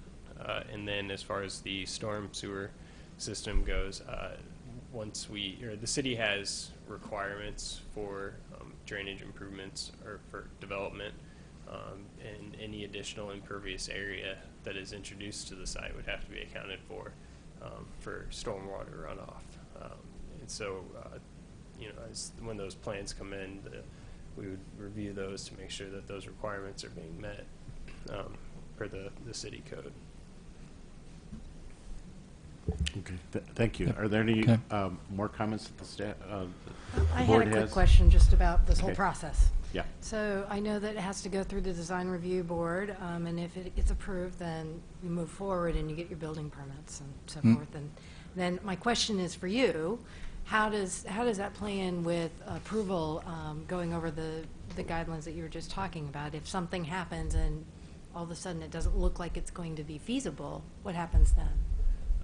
Well, before construction would begin, the engineering division would review the site plans, and we would have to sign off on, give our approval that the city code would be met regarding drainage and sewer capacity and construction before, and then that goes to the community development. Our review would, and then they would ultimately issue the building permit. I guess my question, and I didn't clarify it, I'm sorry, is, and I'm just playing in la-la land here for a second. Let's say that, something happens and they have to redesign the building. They have to do something to shift something in order to meet your plans. Does it loop around again? How does that happen? If the changes are substantial, and I'm guessing that a lot of the drainage, anything that drainage might drive, is probably going to be subgrade or involving grading. I'm not sure that it would have a huge impact on the building design or the site layout. If it does, then yes, it would have to come back to the DRB. If it's minor or something that is underground, then obviously it wouldn't need to. Okay, thank you. And very often, the staff will come to me to get the interpretation as to whether it's major or minor. And so we'd be making the judgment about whether it needs to go through the process again. Scott? Yeah, I was hoping you could maybe help me clarify something. There's been several points raised about whether or not the whole length of Nevada Street should be included in the consideration of this. At the beginning of it, when you kind of went through the process, you were describing the Zone 1 versus Zone 2, and this project is within the Zone 1, and we were directed to evaluate it relative to other properties in Zone 1. I see the examples that were referenced on page 14, and they provide sort of two different kinds of situations. One, there's a single parcel that's on Lincoln and shows compared to Lincoln. Another is a single parcel on a side street that's not on the corner. It shows to include the whole street. Now, this is a little bit of a unique situation because we have 4 contiguous parcels, which include one parcel that, if it were being developed by itself, would be an interior parcel on a side street, but it's contiguous to it. So what is the correct way for us to apply that in this specific situation?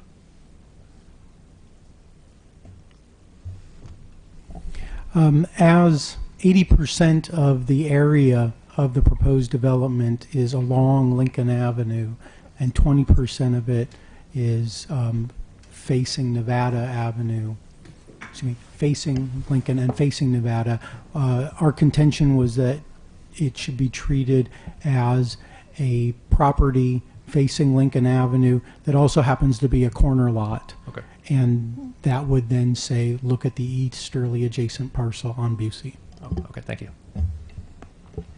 Okay. Does the board have any more questions for staff?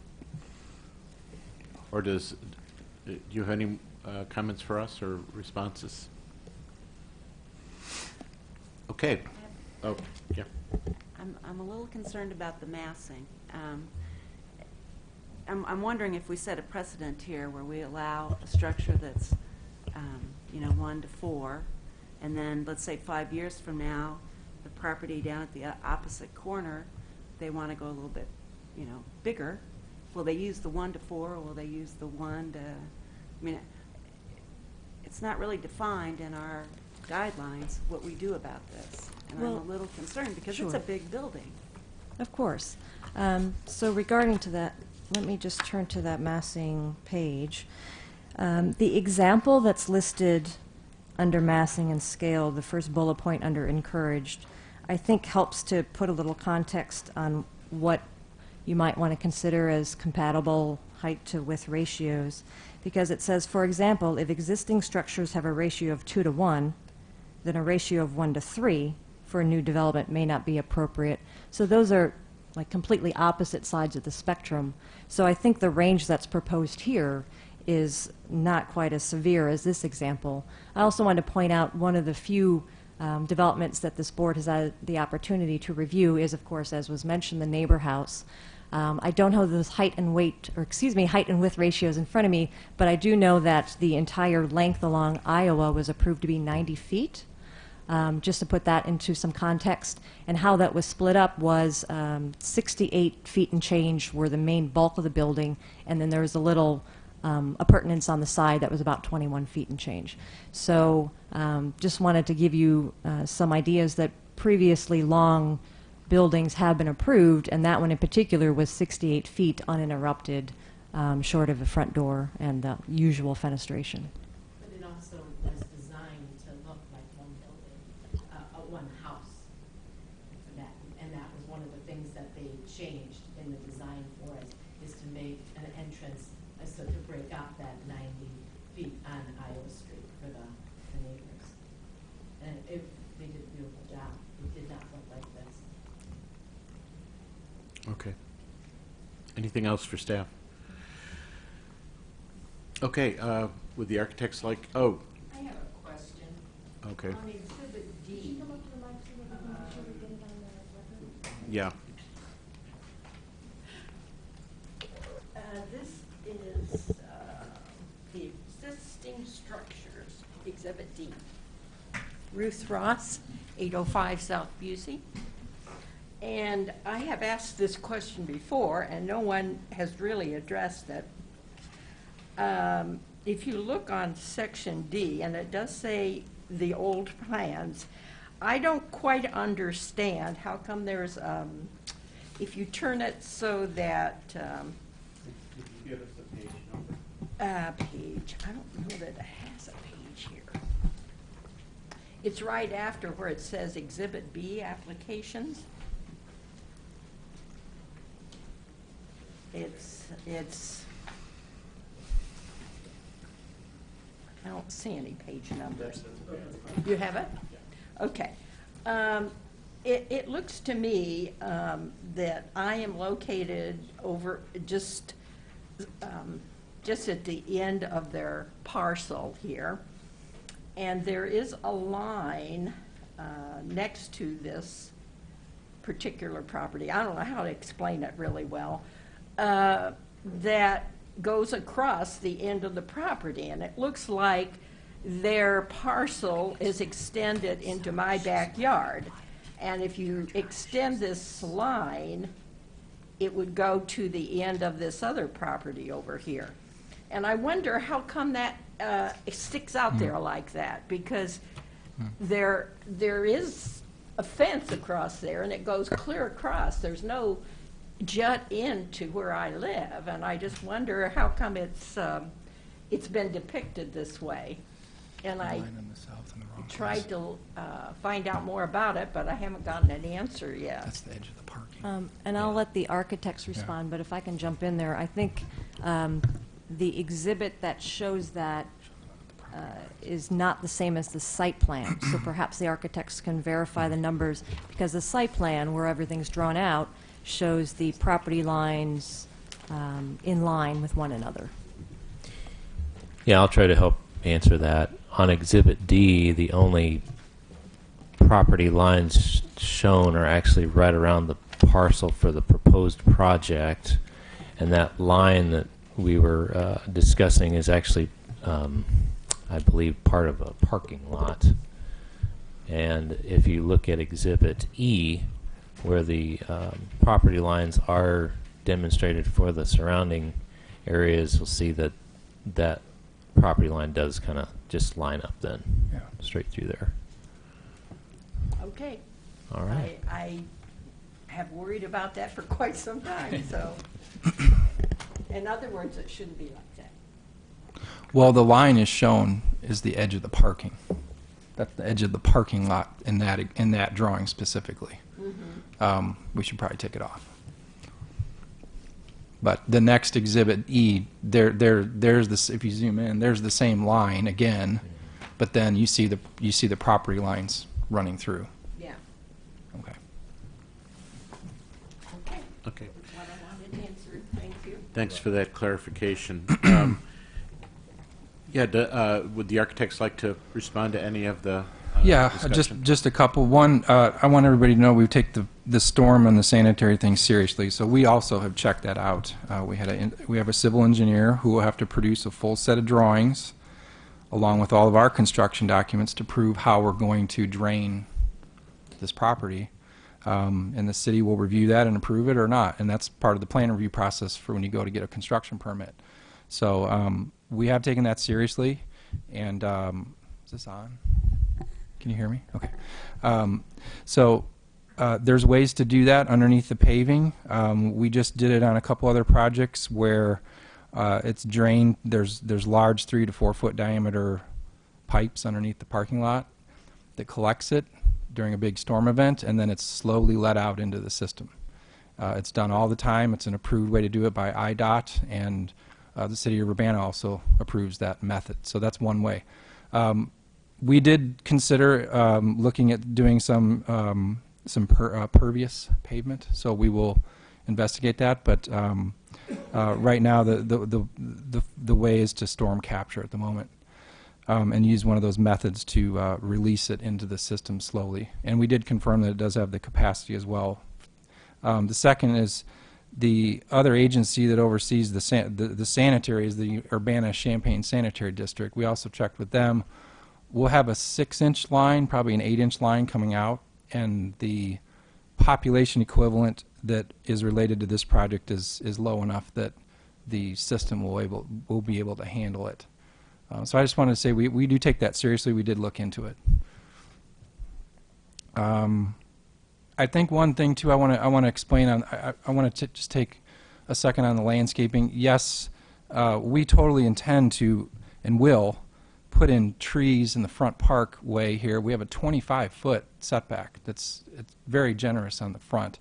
Part of the issue with these presentations is we want to show the building. I don't want to show a bunch of trees that are blocking the face of the building in the rendering. So I want to let you know that we will have trees in the front. We will have to do a landscaping plan to get a permit as well, and we will address those issues and landscape this property nicely. We wouldn't be able to talk about the we wouldn't be able to talk about the building if I had really what is going to eventually be there in 50 years. But I just want everybody to know that we will have a landscape plan that has to be submitted. That's a requirement. And you do have some limitations with the Ameren. That's right. Right of way. That is the one huge elephant in the room. There's 15 different street light poles and power poles and light poles, and that is always going to be in the way. No matter what we put on this site, that's always going to be there. So they're in the renderings, by the way. We did get that accurate.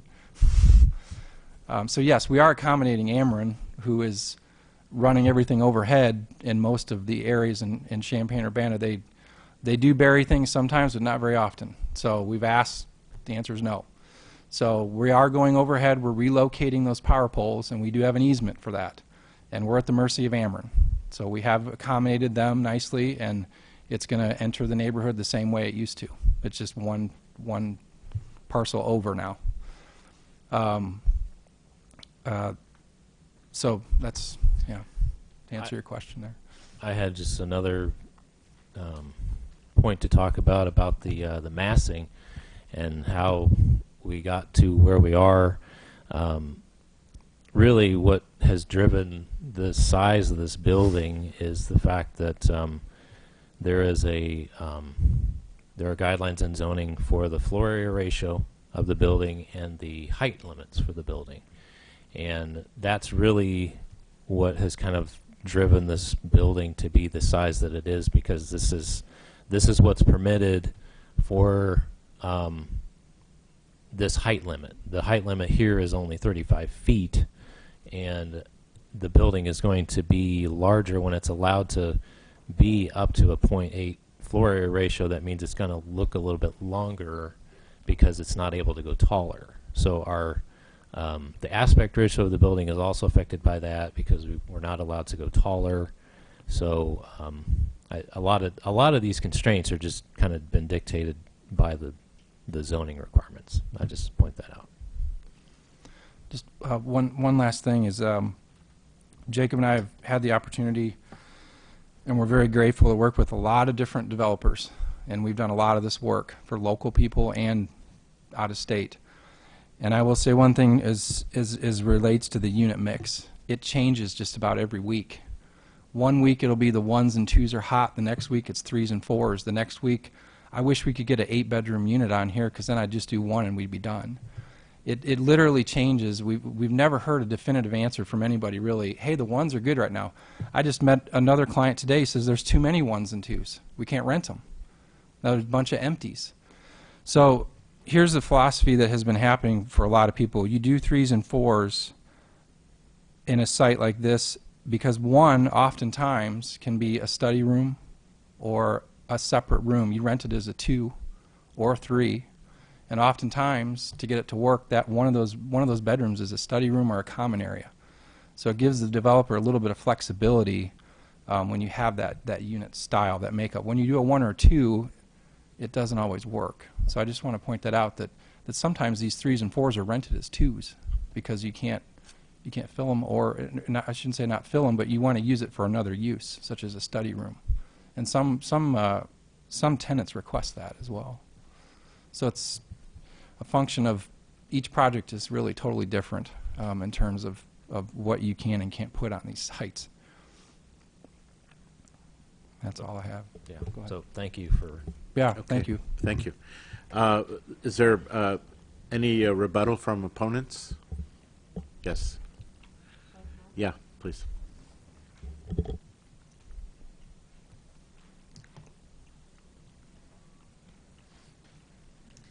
I want to just acknowledge, I think that the conversation that's been going on for about a year is very reflective of. Is it now working now?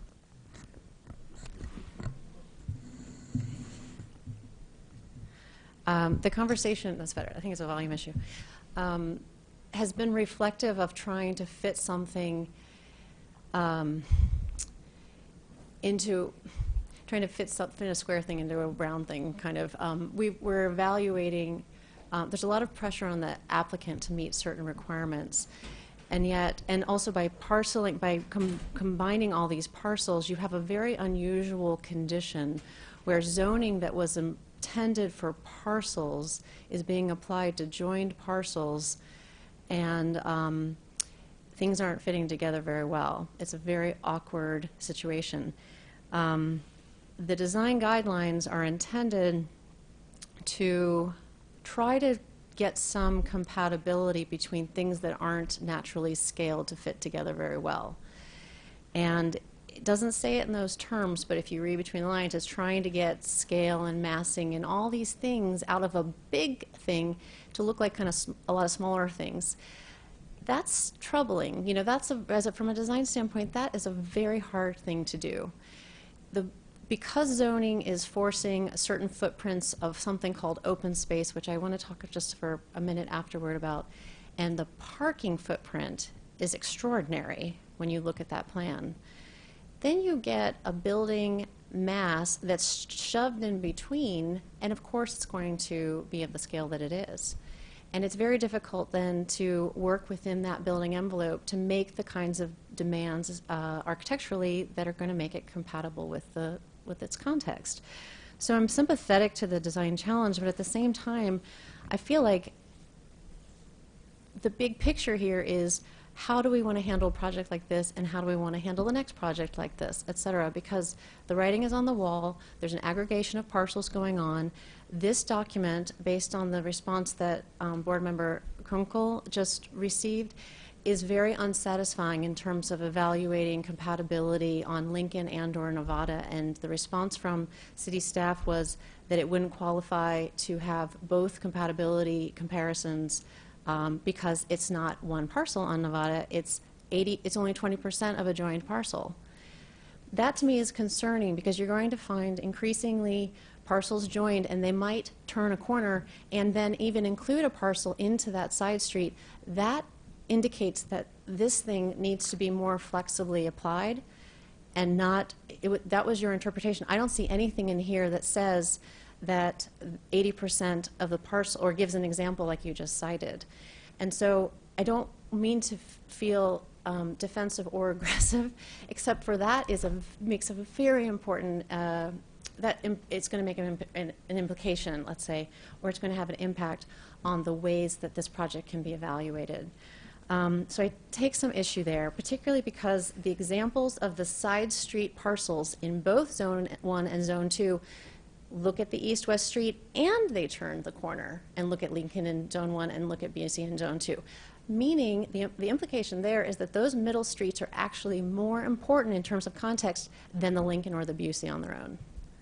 And I hope the logic of that makes some sense. So those are the gateway streets, into this neighborhood.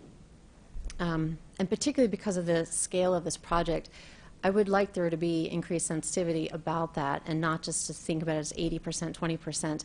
90 foot of building facade are going to be on Nevada. 150 on Lincoln.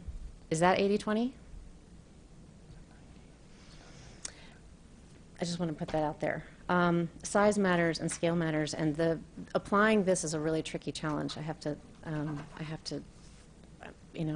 give kudos to everyone who has to make a decision on this. I also want to say that the landscape, the performance of the site, performance of the surfaces is not an afterthought in this design review process.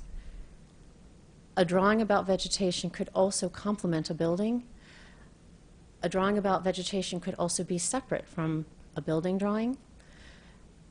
Ideas about how those surfaces are going to interact with rainwater could also be described and not shared with us as something that will happen later. The building footprint and the parking is all impervious surface. It's not compatible with the neighborhood to just wash that water away. The entire landscape, the entire neighborhood is really about the quality of vegetation and the quality of the ground plane to operate kind of as a thermal regulator for our neighborhood, and microclimate's a very important issue. I don't think we have that extent of paving anywhere in this zone that's being evaluated. I don't think we have that footprint of building anywhere in the zone that's being evaluated. So I want to reinforce those things because they are part of the design guidelines, and again, that's what we're doing tonight, and yet they weren't presented. And I want to advocate for some reexamination of those. Thank you. Thank you. Does anybody else, any other opponents would like to say something else? Yes. Mr. Chair, should I point out that perhaps you should review that this is for rebuttal and not introduction of new evidence at this point? Well put, yes. Yeah, I only have one point to make. I was also struck by this comment that there's only 20% on Nevada, where I live, and 80% on Lincoln. So the 20% on Nevada is 90 feet, as was mentioned. This is huge. If you look at the 800 block of Nevada, it's all beautiful single-family homes, and there's only one multifamily, the larger building at the corner with Lincoln.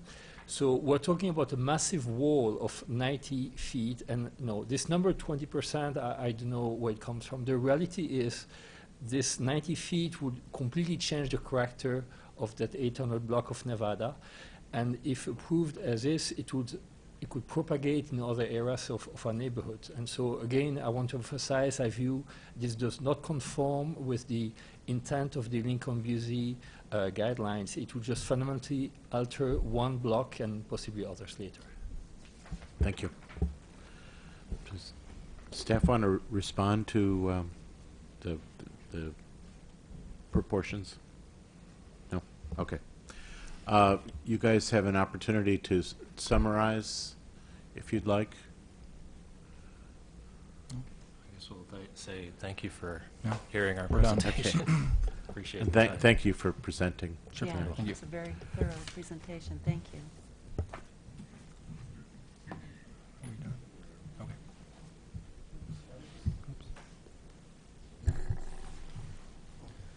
Oh, yeah, I guess this closes the public part of the hearing, and we'll now have Design Review Board discussion. Who would like to begin the discussion. Kim?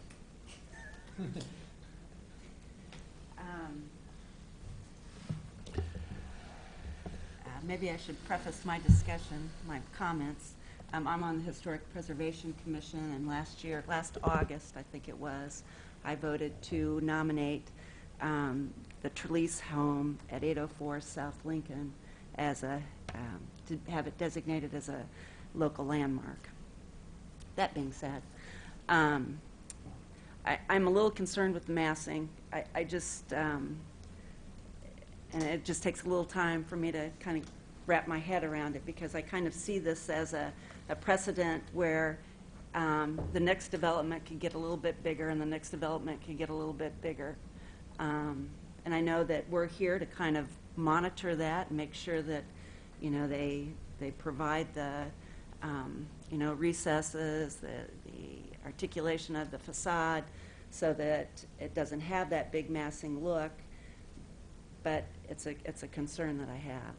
I think that I think also I would like to see the east side of the building addressed just a little bit more. Perhaps look at a cornice that could screen those. I think those are 18 air conditioning units that are up on the roof, and also look at the materials. I think if you wrap that brick around that south side of the building, I think it kind of breaks that mass down with there's not as much lap siding. I also would encourage maybe looking at the windows just a little bit more, just different patterns.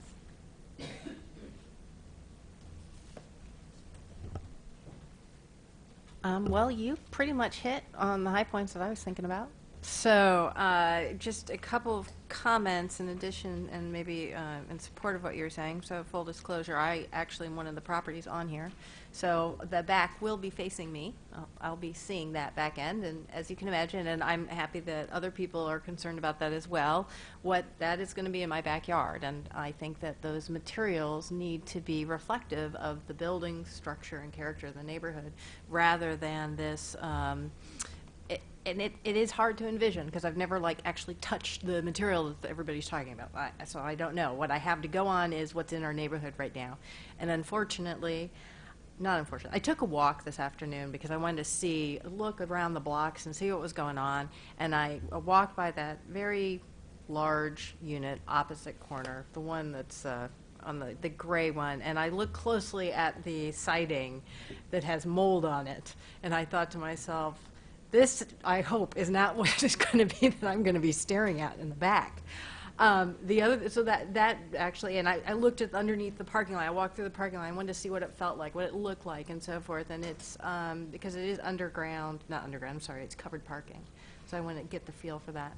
I also went and walked down the street, which is why I had asked about the number. I think you said it was 811 West Oregon. Is that right? On the corner there. That building's big. I was actually, I had forgotten how big that building was.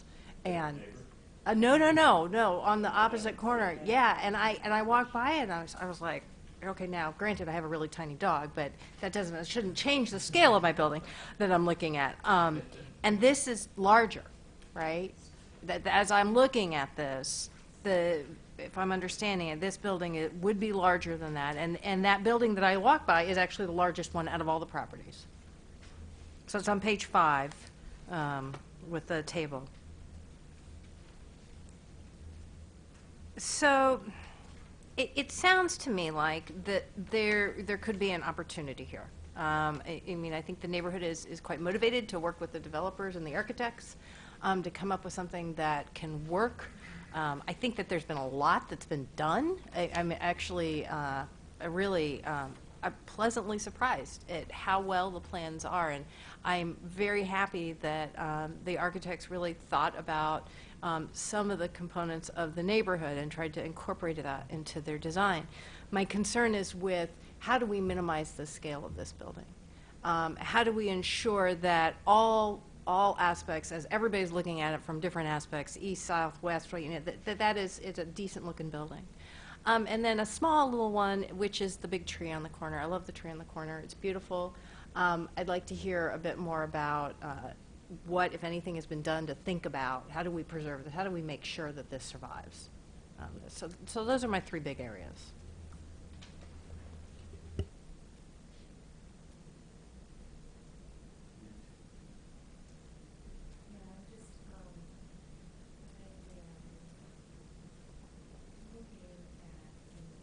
We can't hear you. I'm looking at Zone 1, and I'm just continuously recognizing that it is a higher intensity area, and it says there is a need for new development to be compatible in regards to comparisons along Lincoln Avenue. And I see that that parcel that's falling into, onto Nevada Street is a part of Zone 1. So I am conscious of that treatment and treating it as higher intensity throughout. That being said, I share the same concern with massing and the materials on the east side. It's big, and I think that you know, given the restrictions in our guidelines, that the applicant is just pushing it to the limit, and it's very big. So taking into account massing and materials on the east side would be good. That's my part. Okay, thank you. Scott? Yeah, I mean, similar kinds of thoughts. I'm actually less troubled by the fiber cement on the east side if that brick and stone is brought around the south end. I think that actually can be kind of an effective tool because it looks like there's a bit of a recess then that's created there, and that will recede. And I think we all know that elevations are misleading sometimes because you can't read the plane difference in an actual structure, unlike you would get, you know, as we see on some of these more of a rendering kind of depiction. So I think that's important. I think, but Jeffrey, I think to your point, what would really help me a lot on the massing side, I appreciate the change in materials. I think to some extent the uniformity of the line of the stone base actually is counterproductive to what's kind of going on here because it sort of reintroduces the uniformity to the building versus this effort to kind of create some more modulation of the facade. So I think that there's some opportunities there.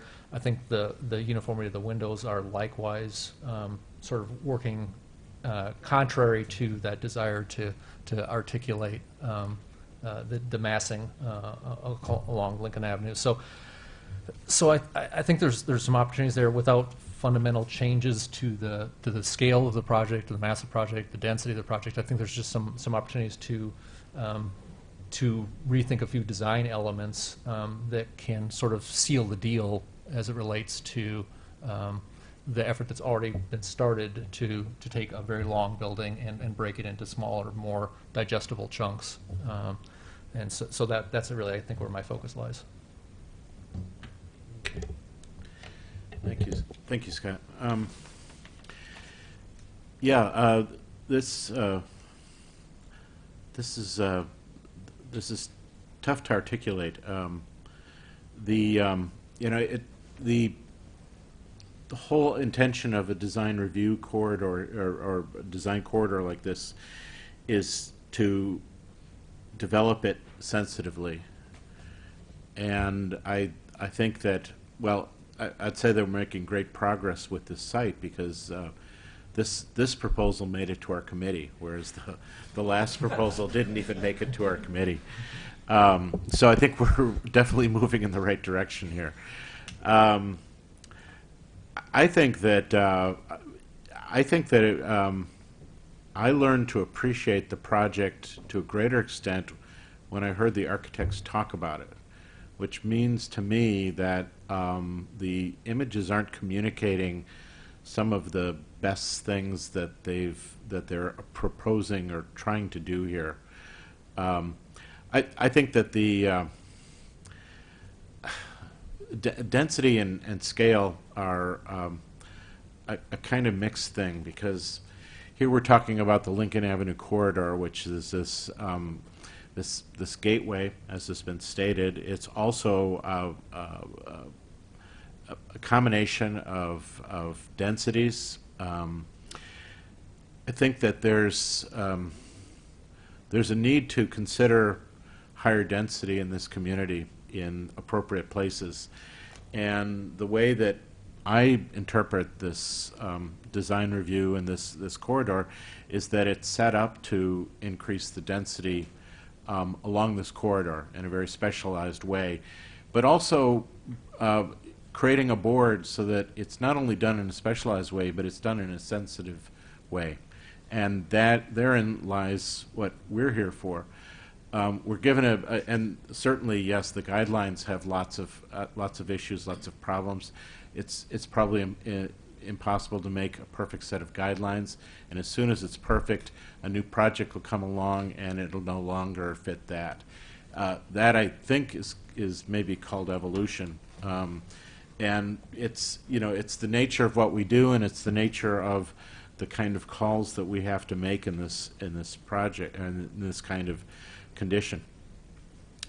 I myself am not concerned with the scale and the length of the building. I really understand what the architects were faced with, and I also understand how they've dealt with it. I think they've in some ways shot themselves in the foot by rendering the brick so dark, and by also not showing the shadow lines that they talk about. Because I think that those, what's amazing with architecture, I think, is the way that moving planes, even just a couple inches, can make a difference in the way that you feel about a design, from being something which is scaleless to something that is beautifully detailed. And I think that this is quite a long ways there. I agree with the proportions of the windows. I think they need to be taller so that they start to play the vertical against a taller proportion, so they begin to play the vertical against the horizontal. And once again, look at the excellent Neo-Georgian examples we have all around the community. I think that the coloration, the change in tone of the brick is really quite a nice touch, but I think it can be done in order to really start to pull the masses apart. And then I think, yes, that horizontal line, that you use a material like stone, which is so expensive, you need to get as much bang for the buck as you can out of it, and I think it can do a lot, and it can do a lot more than those brick piers. But also I think there needs to be this idea of the sensitivity to the neighbors, and we've heard the neighbors, and I think they've made it very clear what their concerns are about, and that it's not about development, but it's about discussion. And I think that I think that one thing we need to do as a board is to encourage discussion in the boardroom, but also outside the boardroom, as far as talking about where these projects can go. I also think that this idea of a sensitivity towards the landscaping is really going to be important in this project, in that it's not just something that frames the building, but is something that actually starts to break down the mass. Once again, going back to the landscaping concept of something like campus, where the landscaping is used to break down the masses of the building, and that was done intentionally close to 100 years ago in order to do that.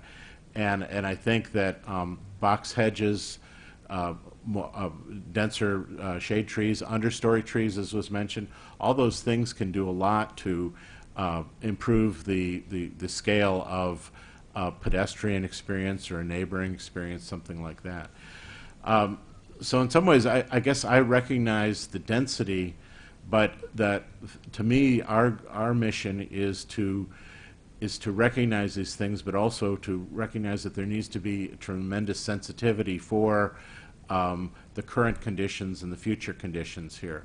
I guess I'm less concerned about it setting a precedent, because I think that's what we're here for. And as long as we keep having a board that meets and neighbors that participate, and we have these discussions, then we're going to come to some kind of conclusion finally that we all may not be absolutely elated with, but we all can at least feel like we've contributed to the process and done something that improves the future. So those are my thoughts on this, and I guess the next thing that we need, does anybody else have anything you want to contribute before, and I guess we need to take a vote on this as far as how to proceed. Perhaps you want, perhaps we should have a discussion just about what you consider our options to be, or how you would like to I would like to approach see this. a little bit of everything that was covered today, perhaps addressed and brought back. I'd like to let them take it back to the drawing board a little bit, and I'm not saying scratch, throw it away. I'm just saying, you know, if you can think about some of the things that we talked about today, and come back, that's what I would like to see. Okay. Anybody else? Yeah, I'm not fundamentally opposed to the density or the scale of the project. I think it's just it's a refinement of what's there, and that really could kind of push it over the edge in terms of getting to something that is a best case application of the design guidelines for a large parcel.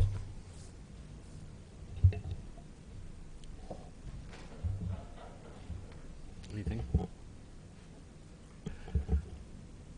Okay, I guess we need to vote then. Well, what are we going to? What are we voting on? Well, that's what I'm wondering about, what we're going to vote on. So would that be unreasonable to ask? I thought there were some great ideas that came up with the, fenestration, the use of the materials, looking at the east side and some of the concerns there with the materials. I mean, is that unreasonable? I don't know. Is that unreasonable to ask? Well, some of those. Well, we have a choice of 4 things we can do, right? We can approve it with conditions, we can invite the applicants to revise the plans, or we can deny the application. So those are the 4 options that we have. Can I make a motion for? Yes, you may. Can I make a motion that, I think, can you read number C before I say it? Okay, I will read all of C. Thank you. Invite the applicant to revise the plans, giving the recommendations to the applicants on ways to improve the design of the proposal and achieve conformity with the design review ordinance and the intent of the LBC design guidelines. Okay, I'd like to make a motion to put to vote option C. Okay. Is there a second on that option?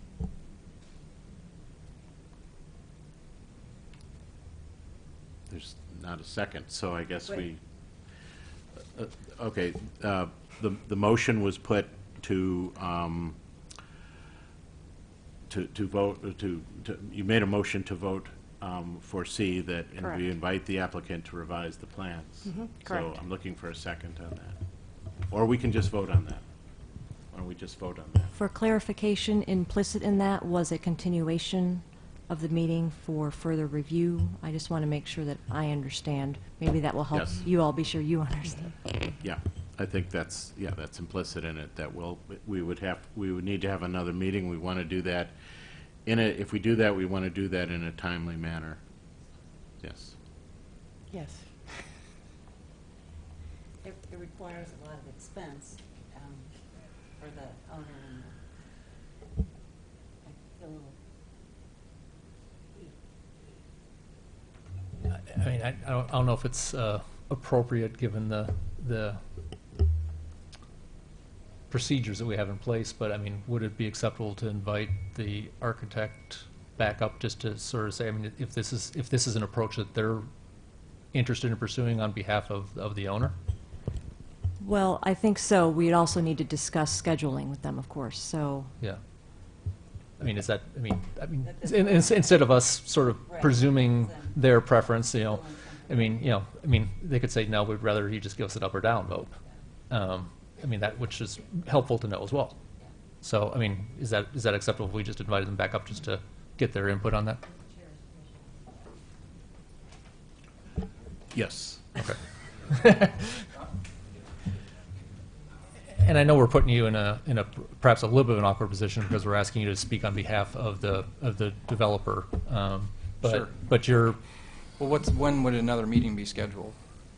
That would be one. I think we'd try to do it within, say, 2 weeks. If that's enough time Okay, to so turn things work around. work with these comments, revise materials, and then how long would you need to review before we can have a meeting? I mean, I well, can't. I'm assuming we're I talking pull about a lot having- of all-nighters. That's the architect's thing. Yeah, But yeah. I don't know if I can do it. Yeah. By tomorrow. So- No. Well, Okay. a standard, if it would be helpful, a standard review would be that packets are sent out the Friday before a meeting. So if we were to look at potentially, let's say 2 weeks from now is April 27th, then packets would go out the previous Friday, which is the 21st. It takes a little time for us to, look at it and package it up, just as an example. Unless the board didn't need the images in advance, or that far in advance, that's also something that would be up for the board. So is that time frame realistic from your perspective?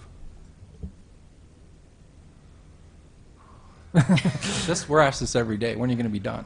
I'll tell you, maybe another way to do this is if each of us votes on which option Yeah. that they prefer at this time, and then we see where we stand. Okay, And well, then we can ask you that question. you know mine, because I made the motion. Okay. So you're looking at Let's option see. C. Mhm. This is a If- straw vote, so this isn't anything we request.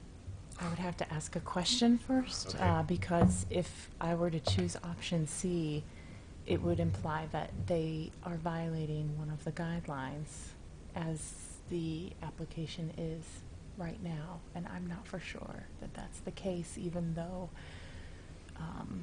there is some interpretation issues, I guess, with the guidelines. Yeah, I think that the guidelines are set, and as staff has done an analysis that indicates that according to the guidelines, as stated, as they've interpreted them, that it is compatible. However, there are lots of gray areas and interpretations such as the ratio, the scale, mass, and things like that. And so that's our job, to basically interpret the guidelines and how it complies with the guidelines. And if I were to choose B, I wouldn't necessarily be able to, Is your microphone? it's on, to single-handedly give the conditions, what that would be, or am I just deciding without even specifying the conditions? That's Would fine. be, Yeah. Yeah, you actually don't need to do any more than just say A, B, C, and C or D. Okay.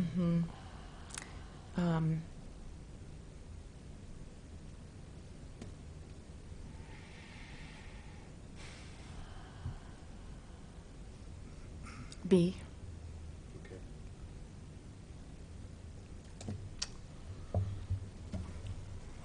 I'm a little torn. I'm going between B and C. I think the project's kind of like it's 90% there, kind of a thing, and it's just what I'm torn on is whether or not we can adequately describe the conditions that we would want to see to make B a viable option, and so I'm not trying to hedge here, but that's just the challenge that's facing me is how we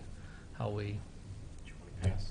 yeah, sure. So it's B or C. Oh, so you can do passing then. Oh, Okay. so you didn't know that. I'm going to go with B because I think that, in my mind, we can articulate the adjustments that I Okay. think are Yeah, and necessary. and I'm okay with that if we can articulate them. Yeah. I would have to go more with C, but that's asking a lot of a lot of time. And a lot of So what is your? Right. Wow, we're really split here. Yeah. Yeah. Well, why don't we just say, okay, what would the articulation of the standards, or articulation of the conditions look like if it was B? Let's see if that's a viable Okay. thing to do. I would say that, well, the way I would look at it is that we would approve it to be subject to approval of the following conditions. One would be a more rigorous landscape development with sensitivity to understory tree, permeability, shade, things like that. The second would be an investigation of the facade material on the east side.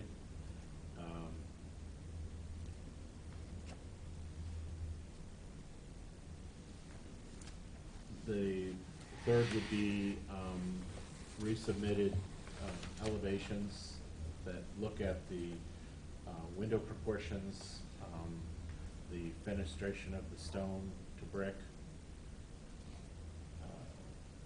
Anything else?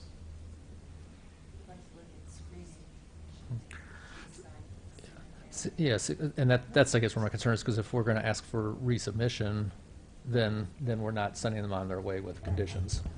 Unless, if I may, it's in consultation with the chair. That's also an option we could put Oh. in there if that makes anyone more Oh, comfortable. okay. Yeah. So I'm curious from a design standpoint, in terms of dealing with the mass and how that is perceived from the street. You're talking about perhaps changing some of the materials in the front, right, that would be able to address some of that. Mhm. Are there other ideas, you guys as professionals, that you would have in Well, terms of? the proportions of the windows, I think, can, by increasing enlarging the proportion, it can start to play the vertical against the horizontal. And what that would do is start to take away from the stretch sense and give more of a rhythm to the whole thing. And I think that working with the horizontal band of limestone, starting to articulate that, would do the same thing. So I think those things could work very well. But I also think that developing the two-tone brick idea to start to enhance the gaps between and deal with the shade shadow in that way can do a lot to enhance it too. There are a lot of little tweaks that I can see here. And I have to say, I'm not trying to steer this one way or another. I'm just telling you what I would do if I was in this situation, as far as an architect goes. So those are the kinds of things. And the other thing is, as Steph said,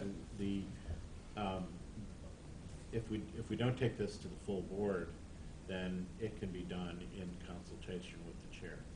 Okay. So what you'd be doing is by voting B, it would be a matter of making these approvals, and then they would resubmit, and that would be something that I would review.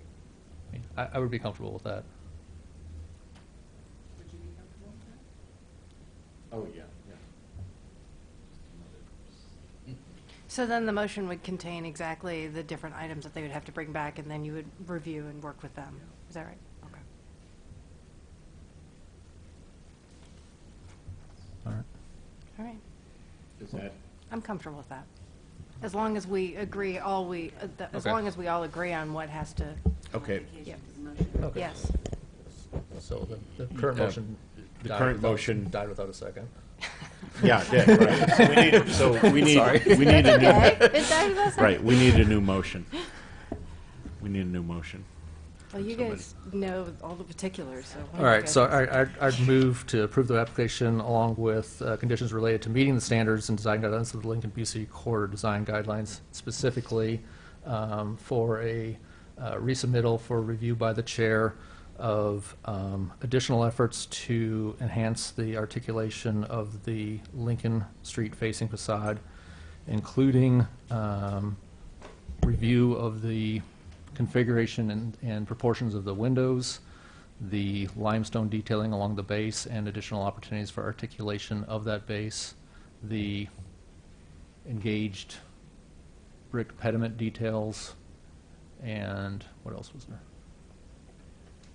Oh, the landscaping, the development of the site landscaping to work in concert with those items. Is it possible to add something about the tree? Yeah, please. Can we add in that, Oh. that an arborist is consulted and looked at the feasibility of saving that tree, making sure that it survives? Sure. Okay. Okay, we need a second for that. I'll second. Okay. Kim did. You call the vote? Can I ask one clarification question? It came up earlier, Kim had said something about, wanting to say something about screening. Was that incorporated, and I'm thinking you're guessing, or I'm thinking you're talking about the eastern facade? No, this The is a roof screening? Oh, yes. Yeah, adding a parapet for the, yeah, sure. Yeah. Thank you. Okay, let's call the vote.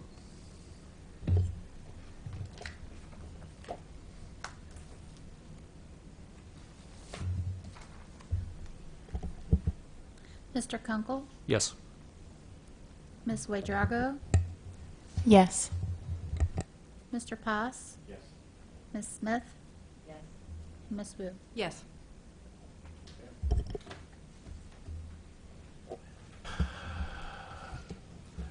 Let's see here, where's my original list? Is there any other?